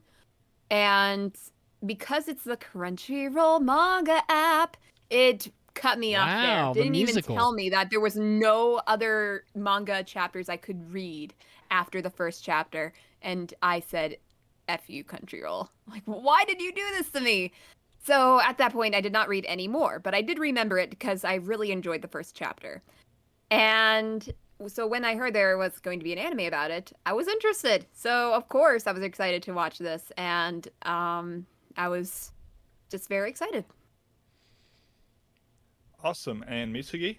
The people in the chat are now talking about the HBO app. Listen, there's a comment about how Funimation and Amazon Prime. Let me start the timer for the HBO. No, I'm not gonna. Listen, okay, yeah. Listen. The HBO, the Funimation and Amazon Prime, check the price tag, okay? The Amazon Prime app is, oh yeah, it's free. So you pay for the free shipping, you get the app. Funimation's like what, $5 a month or something? HBO has the audacity to charge like $17 fucking a month for that app, and that shit crashes more than a video game made by like a 9th grader in high school. That fucking app is horrendous. That's why it's so slow too. Anyway, it's the Bethesda of. It is awful. Apps. Like it's got good content if you're willing to just suffer through constant game-breaking mechanics. I can't tell you the number of times that okay, let's move on. Yeah, so I didn't know anything about To Your Eternity. I heard it was a sad anime and it had outstanding ratings online. So I thought it was gonna be exceptional. And that's about all, because I don't really research things. How about you, Mason? I was busy showing off my manga of To Your Eternity, of which I had read 4 volumes before coming into this show, which gets us to about halfway through the season, right before things start to change a bit, but we will get to that later. And I was excited. I'm not the world's biggest fan of Brainspace's most recent comment, but they have a unique look to their shows, and I was excited to see what they could do with a story that I thought was very intriguing and engaging and just different than a lot of what other shows seem to bring to the table. So I was excited going in. So, sounds like Caroline was excited. I was excited. Mitsugi was generally unaware, but saw good reviews. Spoiler free. Did that excitement pay off? Would you recommend this, Caroline? I would recommend it. It is very good. I really enjoyed watching it. Usually I find with shows that are too core that it would kind of fall apart after the first core is done. And with this show, while there was a little bit of a disappointing arc towards the end, it did not fall apart for me. It was still very interesting until the end, and I enjoyed watching it. So I would recommend it. It is definitely not for people who get very upset during shows, because people do die in this show, and they're good characters too. So you'll have to deal with that, but it is a very interesting story. It's not like a lot of other anime, I would say that. And yeah, definitely recommend. Excellent. And Mitz?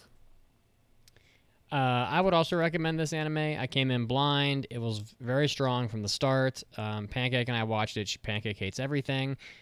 She liked it.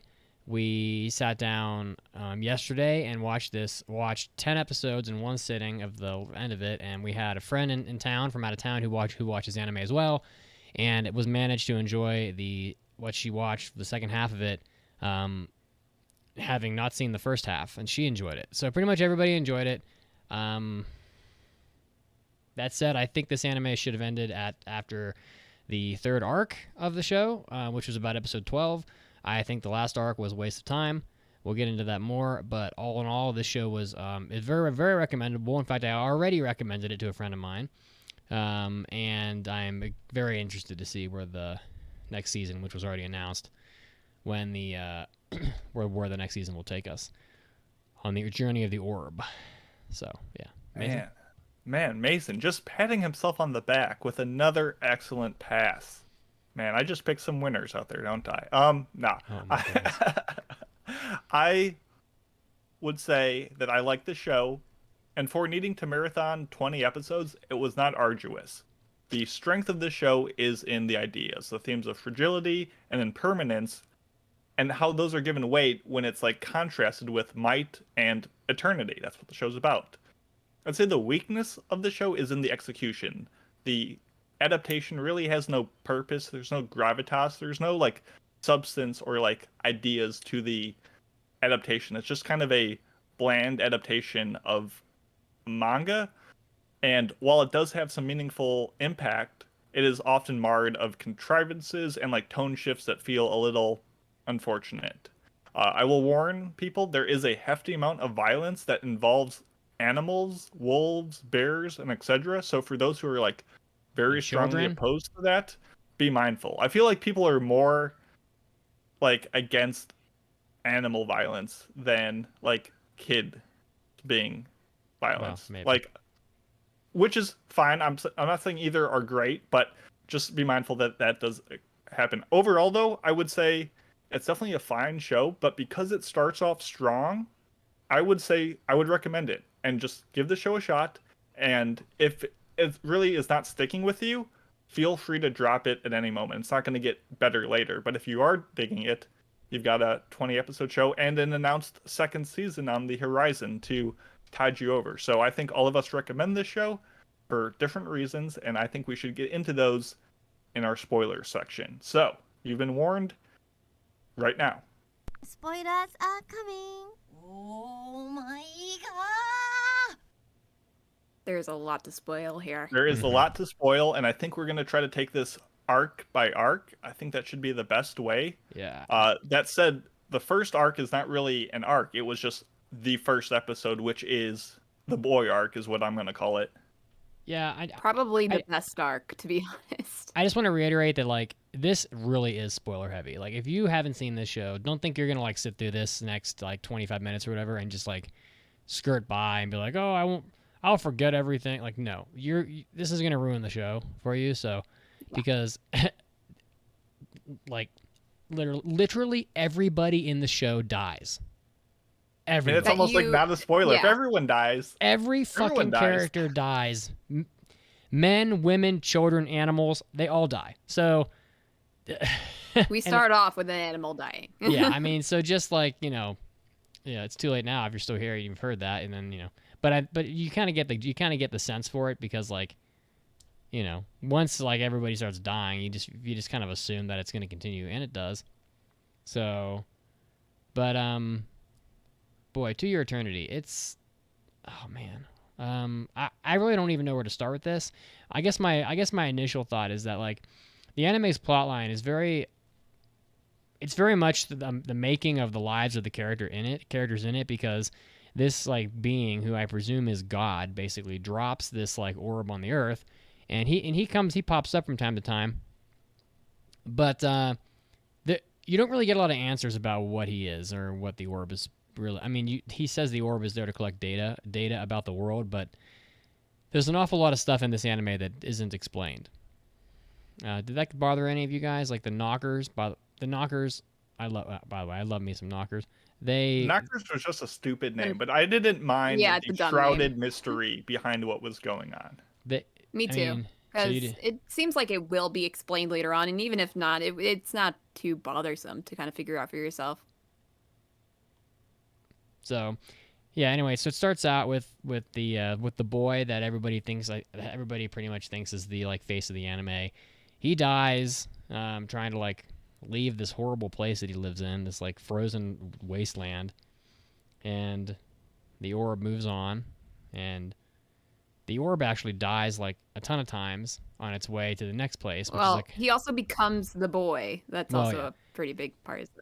Yeah, he becomes the boy and doesn't even know he has to eat, because it's like it only has the information that it's been exposed to, really. So, and so, he starves to death a bunch of times on his way to the next place, which is like this jungle area where he meets a little girl named March, and he just goes from place to place, and everyone dies, and he just keeps collecting their forms, I guess, and So Mitsuki, so far, it's been a pretty somber story. Oh yeah. Of this thing. What was your reaction when we were introduced to March, this like small moe Genki character going around eating mud like a doofus, just being the complete contrast. Like, what was your first like gut instinct of like, oh shoot, what did Mason sign me up for? What?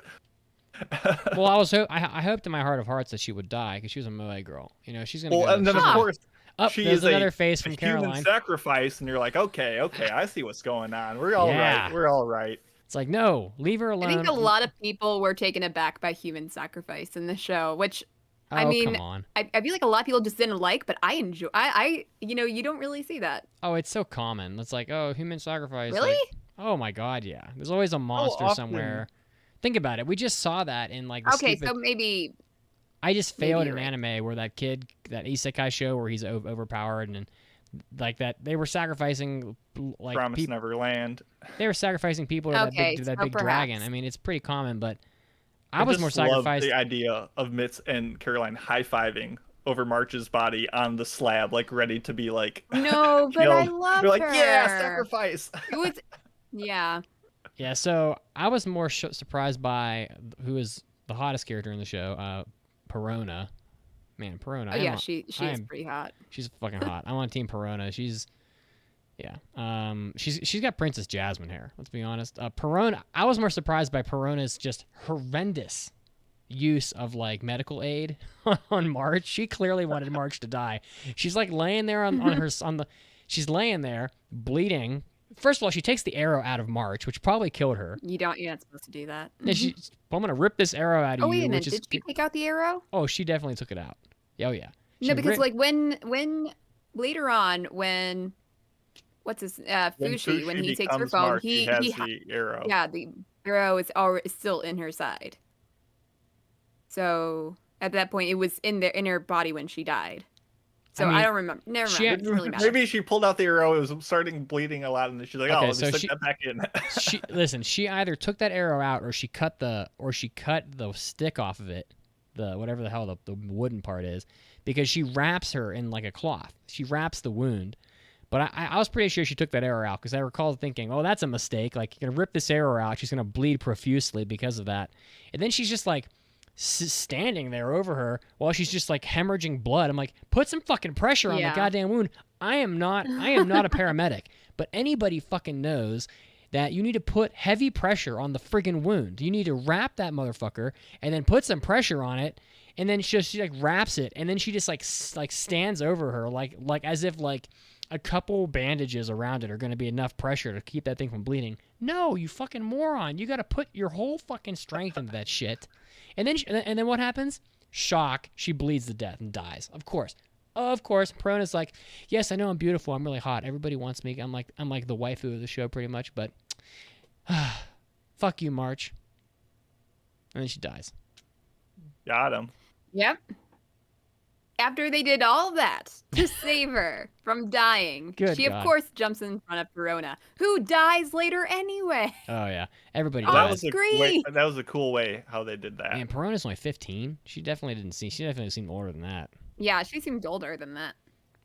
Oh well. But yeah, they were great characters. Oh yeah. What was your guys' favorite arc of this? Gugu. That arc was obviously my. I thought the Gugu arc was the strongest. Not counting the single episode arcs, the boy arc, and the last episode 20, the Puron arc, which not a great call having a Perona and a Puron character. Right. But those like two single episodes that kind of bookend the series were probably my favorites. But of the full-length arcs, I think the Gugu arc was my favorite as well. How about you, Caroline? Yeah, Gugu arc was pretty good. Although the thing is that I don't know. The Gugu arc was good in that we like Gugu, of course, and also we get to see Fushi learn to be human, which is pretty cool to see. But I like Perona and I like March. So, and while Fushi's being baby in that arc, which was fun to see, but it's better to see him actually talk. Also, speaking of his talking, have any of you guys seen the show Flowers of Evil? No. I've seen part of that. The ending song of that show sounds exactly like Fushi when he's first trying to talk. It's all like really like robotic and like segmented and really creepy, and I just want a remix of Fushi doing that ED because it would work perfectly. Arigato. Yeah, I'll post it in the chat. It's so strange. It's perfect. There was a But very go ahead. Sorry. No, I'm gonna launch into a thing. So I was gonna say, Yeah. Gugu arc is when the show really came to fruition with pairs for me, Yeah. because obviously the show is about how we are survived by our descendants. I mean, episode 1 ends with Fushi Boy saying, like, if you do one thing, like, just remember me, and like that is the inciting incident of everything. Even though it wasn't maybe his intent, this is about remembering those we've lost and carrying them forward, and the whole concept of the second death. And Gugu arc really is where the show has the circle of life feeling, because there's so many parallels with, in the first arc, Fushi gets pears thrown at him, and now in this arc, he's throwing the pears at the old lady. There's so many parallels of like, he'll get stabbed in a place and he'll stab someone else in the same exact place because that's all he knows. Like, it's really where the show and Fushi grew to become the character and the story that the whole thing is trying to tell, and this is when it executed it the best. And like the whole, like, just him learning how to talk is so interesting to me, because usually in a lot of shows, if somebody has to start from zero and has to learn how to do something, they'll like show them struggling and then they'll get it. Even with like people learning how to talk, like, I don't know, in like Dororo, like Hyakumaru had to learn how to talk, and he got it pretty quickly, to be honest. But with Fushi, even like several years later, he's still kind of struggling to talk. He's stuttering. And I love that because it makes sense that he'll only learn how to say a few words. And even by the last arc of the show, he's still like, what does this mean? And he's still learning. And I like that. The show had a really amazing setup in the Gugu arc that culminates in that moment in around episode 12 where Rin finally figures out that Gugu was the one who saved her. There's a lot of, it's a very slow burn through that like 6-episode arc or however long that arc is, and between like Gugu being like horribly disfigured, which is like so difficult, like there's so much sadness that that poor kid goes through, and he obviously loved Rin from the first time he saw her, and then you get to that culminating moment where he brings her that flower and she figures out that he's the one that saved her. It was like a really touching moment. I was like, wow, this is like a really emotional moment because like Rin started out being a pain in the ass. And by the time we got to that moment, I really liked her because she's like, oh, I got this like little, my wound is so awful. And it's like this tiny little scratch on her arm. Like I've had worse. I get routinely mountain biking. I think that was kind of the point. Well, and it's that's the point. And you're like, oh my God, shut the fuck up. And then, but it's like but then you realize that Rin's actually like a good person. And when you get to the end, when you get to that point in the end of that arc, when like, it's like that culminating moment where like this love is realized, and like it's a very like believable relationship. I mean she has never seen his face, like, because he's so disfigured, but like their connection is really believable, at least to me. And then the fucking balcony breaks and he falls. I'm like, no, you must be fucking kidding. Because like the show had convinced me. That's what I said too. I was convinced in that moment that the show was like gonna do something good for someone in this friggin' world, and no, that whole scene gets fucking ruined because of that. And I'm just looking at pictures of Rin, by the way, would definitely be, if she like Perona is like the hottest character in the show. But if you wait 3 more years or whatever so that Rin can like become more of an adult, she would definitely be the hottest character in the show. There was that scene where he's holding up the debris and she's under him, and like her hair looks so beautiful, the way it's like just spread out under her. It's just like this gorgeous moment of them being like, it really reminded me of that scene in Future Boy Conan where Conan's like trapped under the water and Lana or whatever is like coming down to give him like breaths of air, because they're like these two people that like love each other are like in this dire situation where they're both at risk, and he's like, she just looks so beautiful, like with her hair like all spread out. I can't remember if that's when she kissed him or whatever, but then of course he dies. I was like, fuck this. Of course he does. Fucking ridiculous. To me, that is when this show, They should have ended. They should have done that episode. And then, honestly, I don't know what the fuck the prison arc was. That shit can just get totally eliminated from this anime. And then finish it up with the one episode of Pyoron or whatever, and then end it. It did not need to be 20 episodes. I thought it was, because at the point in time when like Rin's looking so beautiful, like with her hair all spread out, this show was a 5 out of 5 for me. I was like so in on this anime. It was like ridiculous. Damn. And then like the prison arc was just like a huge drop in quality for me. But boy, I really liked Rin a lot. I know she's not coming back probably, but she was a great character. Really quick, while we're talking about character designs, can we talk about how Hayase with her scars look like straight out of Dr. Stone? Oh my god. Oh yeah, I did get some Dr. Stone vibes from this. Is that the bad girl, the bad character? Yeah. Oh god. Yeah. I hated her so much. She's anyway. Caroline, what were you let's get to her, but I had to say something. Can we talk about how they made the worst decision by telling Rin that Gugu was still alive at the end? Oh no. Okay, so this was the worst thing that you could possibly do to a person, is give them hope that this person is alive and that they'll be right back. Ha ha ha. And they never return. Can you imagine being in that situation? I'm like, why are you doing this to her? Just tell her he died. Well, but you are giving this is. No. She figured it out, yes, but it was Fushi's intention for her to not figure it out. And yeah, you can make the argument that he is still mentally a very he's just young kid, but still, it's like the grandpa and Pyoron, they were all in on it. They were supporting Fushi's idea to tell her that Gugu was still alive. He'll be back later. It's great that she figured it out, but if she did not, can you imagine how heartbreaking that would be for a person? I felt that was like, he was there. He was as Gugu. He was in that form. He's like, I'm just gonna go out shopping real quick, but don't come with me. Like, I am absolutely with you, Caroline. I was just like, oh no, Fushi, you done Fushi'd up, if you know what I'm saying. But it worked out. It worked out, but thanks to her intelligence. It would not have. We all felt really bad here in my house watching the scene where Rin is laying on her back in the grass, and yes, I thought you were going to talk more about her hair.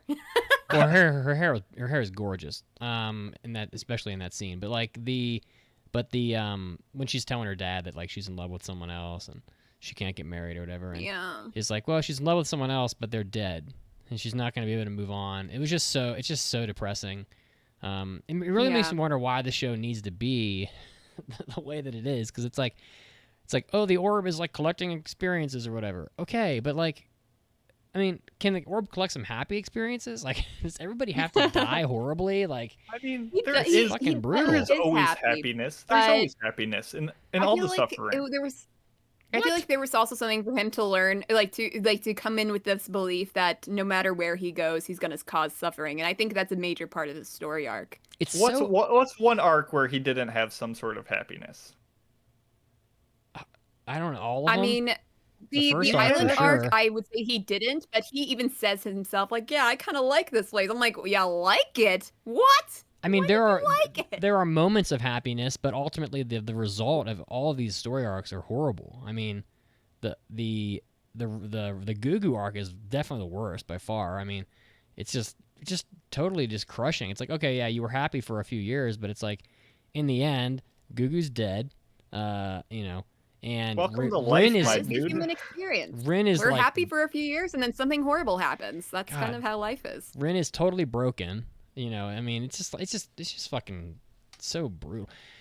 Did you guys feel the same way as me that like that prison arc was just totally? God, it was not great. To me, it was a huge drop in quality. As much as I liked Gugu, I strongly disliked Tonari. She was by far my least favorite character. Yes. She was so insufferable. No, she's my second to least favorite. The thing is that I absolutely hated Tonari. But yeah, she's my second least favorite character behind Hayase. Hayase was cool. I like Hayase. Genuinely. I think she was a great villain. Thing, she made me so uncomfortable. Yes, that's the point. She was a good villain. No, she was a bad villain. Her motivation that she loves Fushi, and I don't know what that means. Like, do you want to have immortal babies? I don't know. It's just, you could have had something a little bit more interesting with that motivation. I want to use them to expand Yanome or whatever. It's like, in some ways, Fushi's the villain. He just leaves a wake of destruction everywhere he goes. I mean, and he tries to avoid it. But like it's like, and then it's like, okay, and then he has so many missed opportunities to take Hayase out. I mean, he's a fucking Goku. He just can't pull the trigger. It's like he can't bring himself to do it, which I also found very frustrating. It's like you could have just killed her with one little prick of that massive bear claw you have, and she would have been done and over with. But of course, he's too good for that. The thing that baffles me about that is that Fushi learns he is what he sees, right?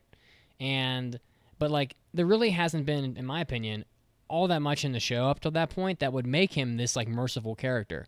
He's seen people slaughtering each other in the second arc, like they're all killing each other with arrows and shit. There's a lot of people certainly dying in the prison arc. Like, he's seen enough human beings murdering each other to have the capacity to take her out. And for example, when he sneaks up on her and when he's got the sword like at her throat, like, yeah, bro, at her throat, yeah. You just watched billions of people just murdering each other on this island. You definitely have learned the capacity to take this chick out, and he just doesn't do it, and it costs him in the end. But like, yeah, I hated Hayase. She was fucking awful. I hated her so much. I think she was a great villain. I'm not saying I'm a fan of her, but I thought her character was believable. I thought she was a credible threat. I think the biggest problem is between her and the Knockers, you're kind of facing the same enemies over and over and over again. Yeah. And it was just like, okay, yes, the Knockers are become a big bear again and again.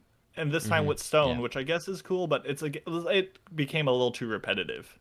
Yeah. Yeah, I also felt the same thing with that, and also Ayase, because it would be like they cannot think of a better way to confine Fushi. Like, he gets captured so many times and he easily gets out of every single trap, and somehow the arc does not end there. It always continues. It's like, can you do any better than putting him in the jail cell with March, who will inevitably try to get out with Fushi? Is that the best you got? Well, one thing I thought was really strange is I do like all the callbacks to previous concepts and using things from earlier later. I thought that was ingenious, but sometimes it didn't make sense. Like, for example, in the first arc, the March arc, Fushi eats food with the Western Morning Glory. He has those like sticks of dango or whatever that has like the sleep powder in them, right? And he eats those and he falls asleep and he gets captured. And then he continues to eat those like throughout the show when he doesn't want to eat other things, and he like builds up a resistance to it, I'm assuming. So he eats it and he doesn't fall asleep. And later he like feeds all these kids on the prison all this food, and we're like, yeah, like they can feed them, but it's all that food that was filled with the Western Morning Glory, because he only knows how to make that food with that poisoning, and they all fall asleep, right? They all fall asleep and he doesn't. The Morning Glory was in the ramen. He makes a lot of food. He remakes a lot of food from that town, but only the ramen had the Morning Glory in it. Did he not eat that with them? He did eat the Morning Glory ramen with them, and he didn't fall asleep. He never remade it until then. He didn't. No, he did fall asleep with the ramen, but he only remade the ramen at the island to give to the islanders. Gotcha. So he didn't eat the ramen there. So he did not eat any more ramen after that until then. Gotcha. I was going to say. So he didn't build up resistance. Because it seemed like he ate the ramen with them at the island and didn't fall asleep. He did. Or actually, I'm not entirely sure if he did. He might have just made it for them and walked away. Because if he did eat the ramen, he did just walk away. And I was like, oh, he's got a resistance. Because then he gets poisoned again with the same thing and he sleeps. So if he didn't eat the ramen, I guess my point is moot. But either way, I did like how this show did bring all these elements back. And even in this final fight, the way he got Puron back, or not Puron, the other one, Perona, was cool, because we were like, oh, he never had that power. Oh, shoot, what happened to her? Like, in the way how Yasuo's like, oh, that's my gift to you. Like, that was so rad. That was an awesome moment. And it was like, there was a few gems in that final arc that had that I enjoyed. But yes, it was overall a very long, drawn-out arc that did not serve to execute the story past Gugu's arc in the messaging and themes. Because also with this show is that there are really great characters, considering how much we love these characters very quickly and then they die. We did not really get that with the island arc because we hate Tonari. Like, even with the backstory, she's not a great character. We don't like her. And her friends seem a little bit more likable, but we barely spent any time with them. They barely shared anything. Okay, can we all agree that Chair Girl's best girl? The girl who fights the chair. Mia, yeah. I think the best part is they're like, what are your dreams? And she's like, I want to become a model for someone to paint. And they completely just like just have a different conversation. Like, they don't address it at all. They're just like, oh, we need lore behind her chair, I guess. I don't know. That was so weird. She's like a WWE character. She's gonna like she's gonna beat somebody with like the metal chair. You know? Yeah. Yeah. Oh, Mia from the top rope. They had potential for us to really like them. At first I really liked Mia because of the chair. But like the only backstory we got was for Tonari, a character we disliked, and I still disliked after. Maybe a little less, but still disliked her. But we barely talked to her friends. And then, spoiler alert, most of them die. So, yeah, that's why last arc is meh. Boy, there's a promo art. The promo art for this anime on Mao has like, you know, Fushi, and then above him it has all these characters. And I think they're all dead. Let's see, Pioran's dead, Gugu's dead, March is dead, Perun is dead. I'm not sure who the girl on the left is. It might be Tonari. That's Tonari. Tonari didn't die though. No, she's still alive. Not yet. She will. Not yet. But I think the question that we all need to ask ourselves, and this is really the important question, is: do you think that Fushi is hung? What does that mean? Like, do you think he's like a horse? Do you think he's got like a big one down there? I mean, because like his body's literally a 14-year-old, so I mean, he's taken like all these bodies from each other, but do you think he even has parts down there? I mean, he hasn't seen anybody's parts. It doesn't matter. You don't need to see it to take in the essence and life form of it. Yeah. Fushi has PP. Confirmed. He's probably hung. Take that to the grave. I'm glad you think so. What I thought that the show looked kind of warbly. I thought it was just all right. I'm really a fan that they did not go with CG animals. Yeah, everything was hand drawn, and I think for the most part the animals looked very solid. They weren't CG abominations. I thought the action scenes were well communicated. They didn't always have the weight I was looking for, but they kind of lacked like the primal savagery of the manga. But I thought the action scenes were good. But overall, there was no like punch or like flourish or any style. Like, the only time the show ever got flashy was by literally flashing us with seizure-inducing moments in the opening, which was enchanting and a bit of a grower, but visually hard to watch, with it like strobe lighting in your face every time. I'll say it right now. I was not a huge fan of the opener. A lot of people love the opener. I just thought the song was boring. Yeah. It's Utada. How can you not like it? It's just boring. Utada's back, baby. I mean, it's okay. First Eva 4.0, now this. Can she be stopped? This survey says no. She's pretty old. Yeah, I mean, but also is the fact that the opener is extremely spoilerific. Like, it's okay if you don't have any context, but looking back on this opener, all of it's there. But that's how a lot of openings are. Like, yeah, I guess a lot, but like this one in particular. But like, you don't know that, oh, flowers are a spoiler until you get there. That means it's not a spoiler. Sure, yeah, but can we talk about the ending? Because to me, the ending of the show was not good. I understand that this. I liked last arc with Pioran though. I get it. I understand. That's not really what I mean. Like, I understand that the show is not done, but even for a show that was not done, the ending of this one is extremely abrupt. I mean, it is. It is. Like, I was like, wait, what? That was my reaction. Like, wait, what? You know, like, I don't know what happened at the end. And I don't think the show really gives a damn that I don't know what happened, but like, it was just an extremely abrupt ending. And, I can't help but wonder if they could have come up with a better way to like close the first season of the show out in a way that wasn't like so much of like, it felt like they just didn't give a fuck. Like, they were like, oh, we had enough paint to do 20 episodes and then like put this one scene at the end. But it's like, you know, maybe you should have like had an editor, like, let's just like cut the prison arc and put the Pierre on episode at the end, at episode 13, and like maybe give us like another 25 seconds so we know what the fuck just happened. I don't know. What do you guys think? Or yeah, it's like why I did not feel like they had to leave it with the amount of and 30 years later. It's like it just they either could have done without it or maybe just show him being that just him being an adult or maybe just done I don't know. Are you any more interested in watching season 2 though with this like weird kind of ending thing? Well, I am interested. I feel like my interest was the same. Like this one just felt weird. I'm not really angry at the show that it ended abruptly like that. I just don't think it was very good directing. Like, you know, or the script wasn't good. That like I didn't really mind it either way. There's enough questions that are unanswered in this show that I feel like I have to watch season 2.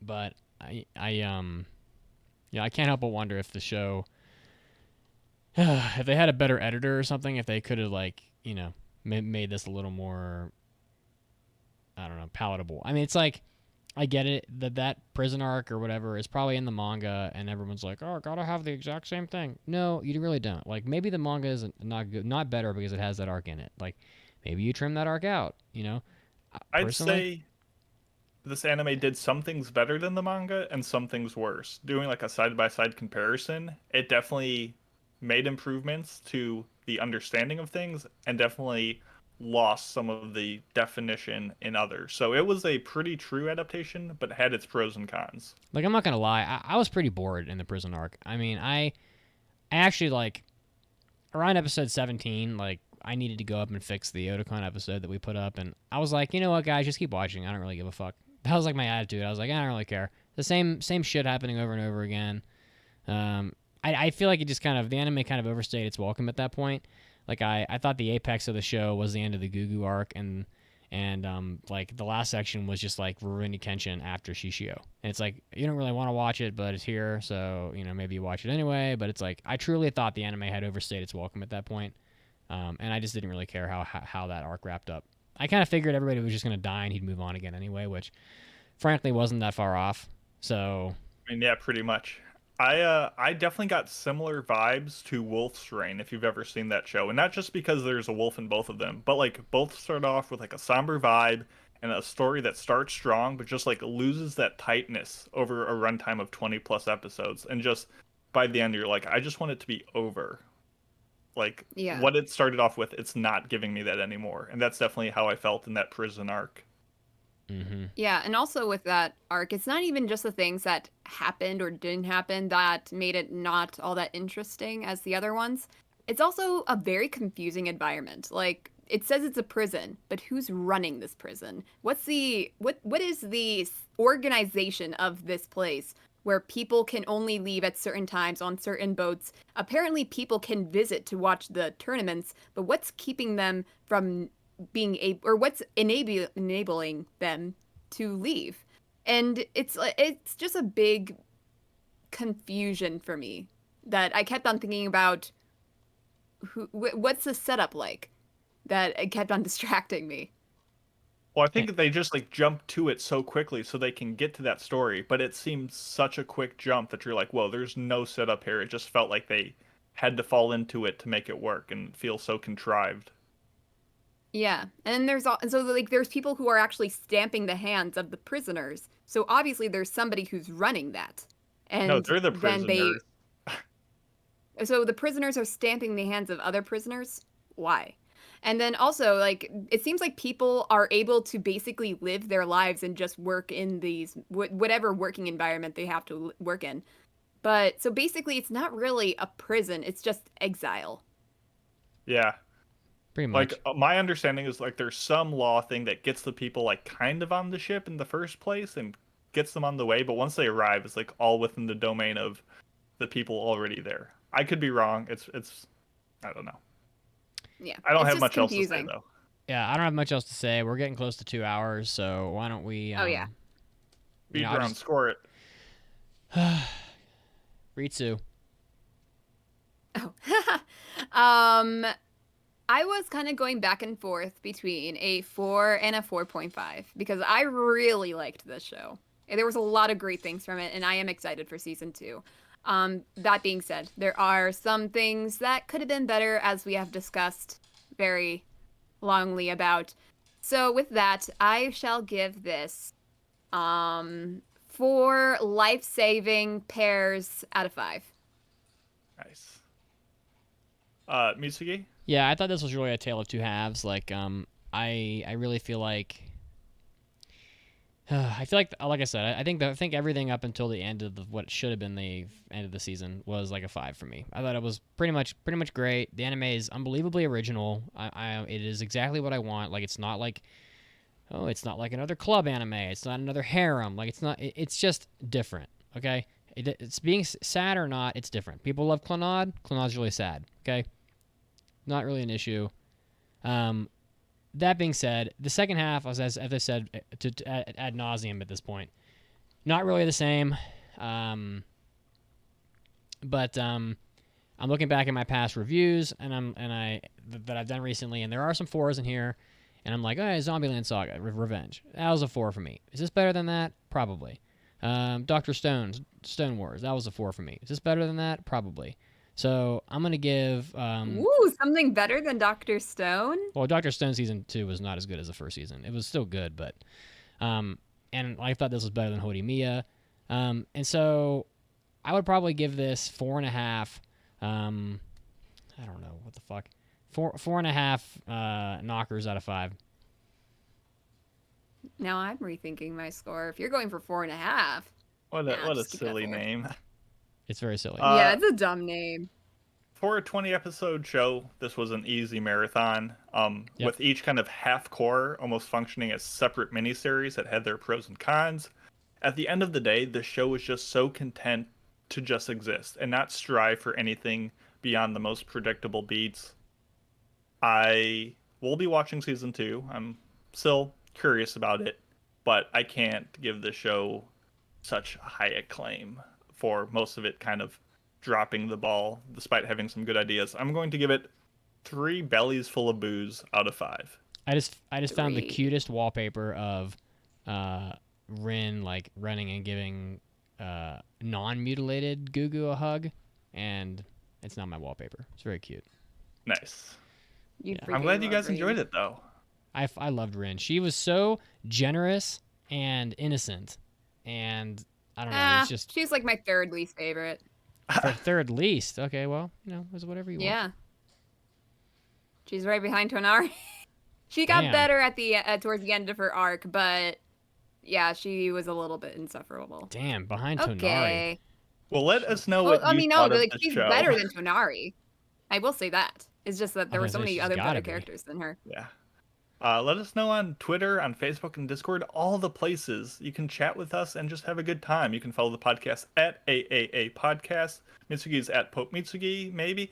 I'm at Macy Pacey, and we do stuff sometimes or not at all or all the time. We do streams, we do bonus content, all of which can be found at AAApodcast.com. That's the place to send us the mailbags, get us the iTunes reviews, just do all the things that I'm begging for you guys to do to make us feel just better about ourselves and get an ego boost and give you back better content. So we'd love to have it happen.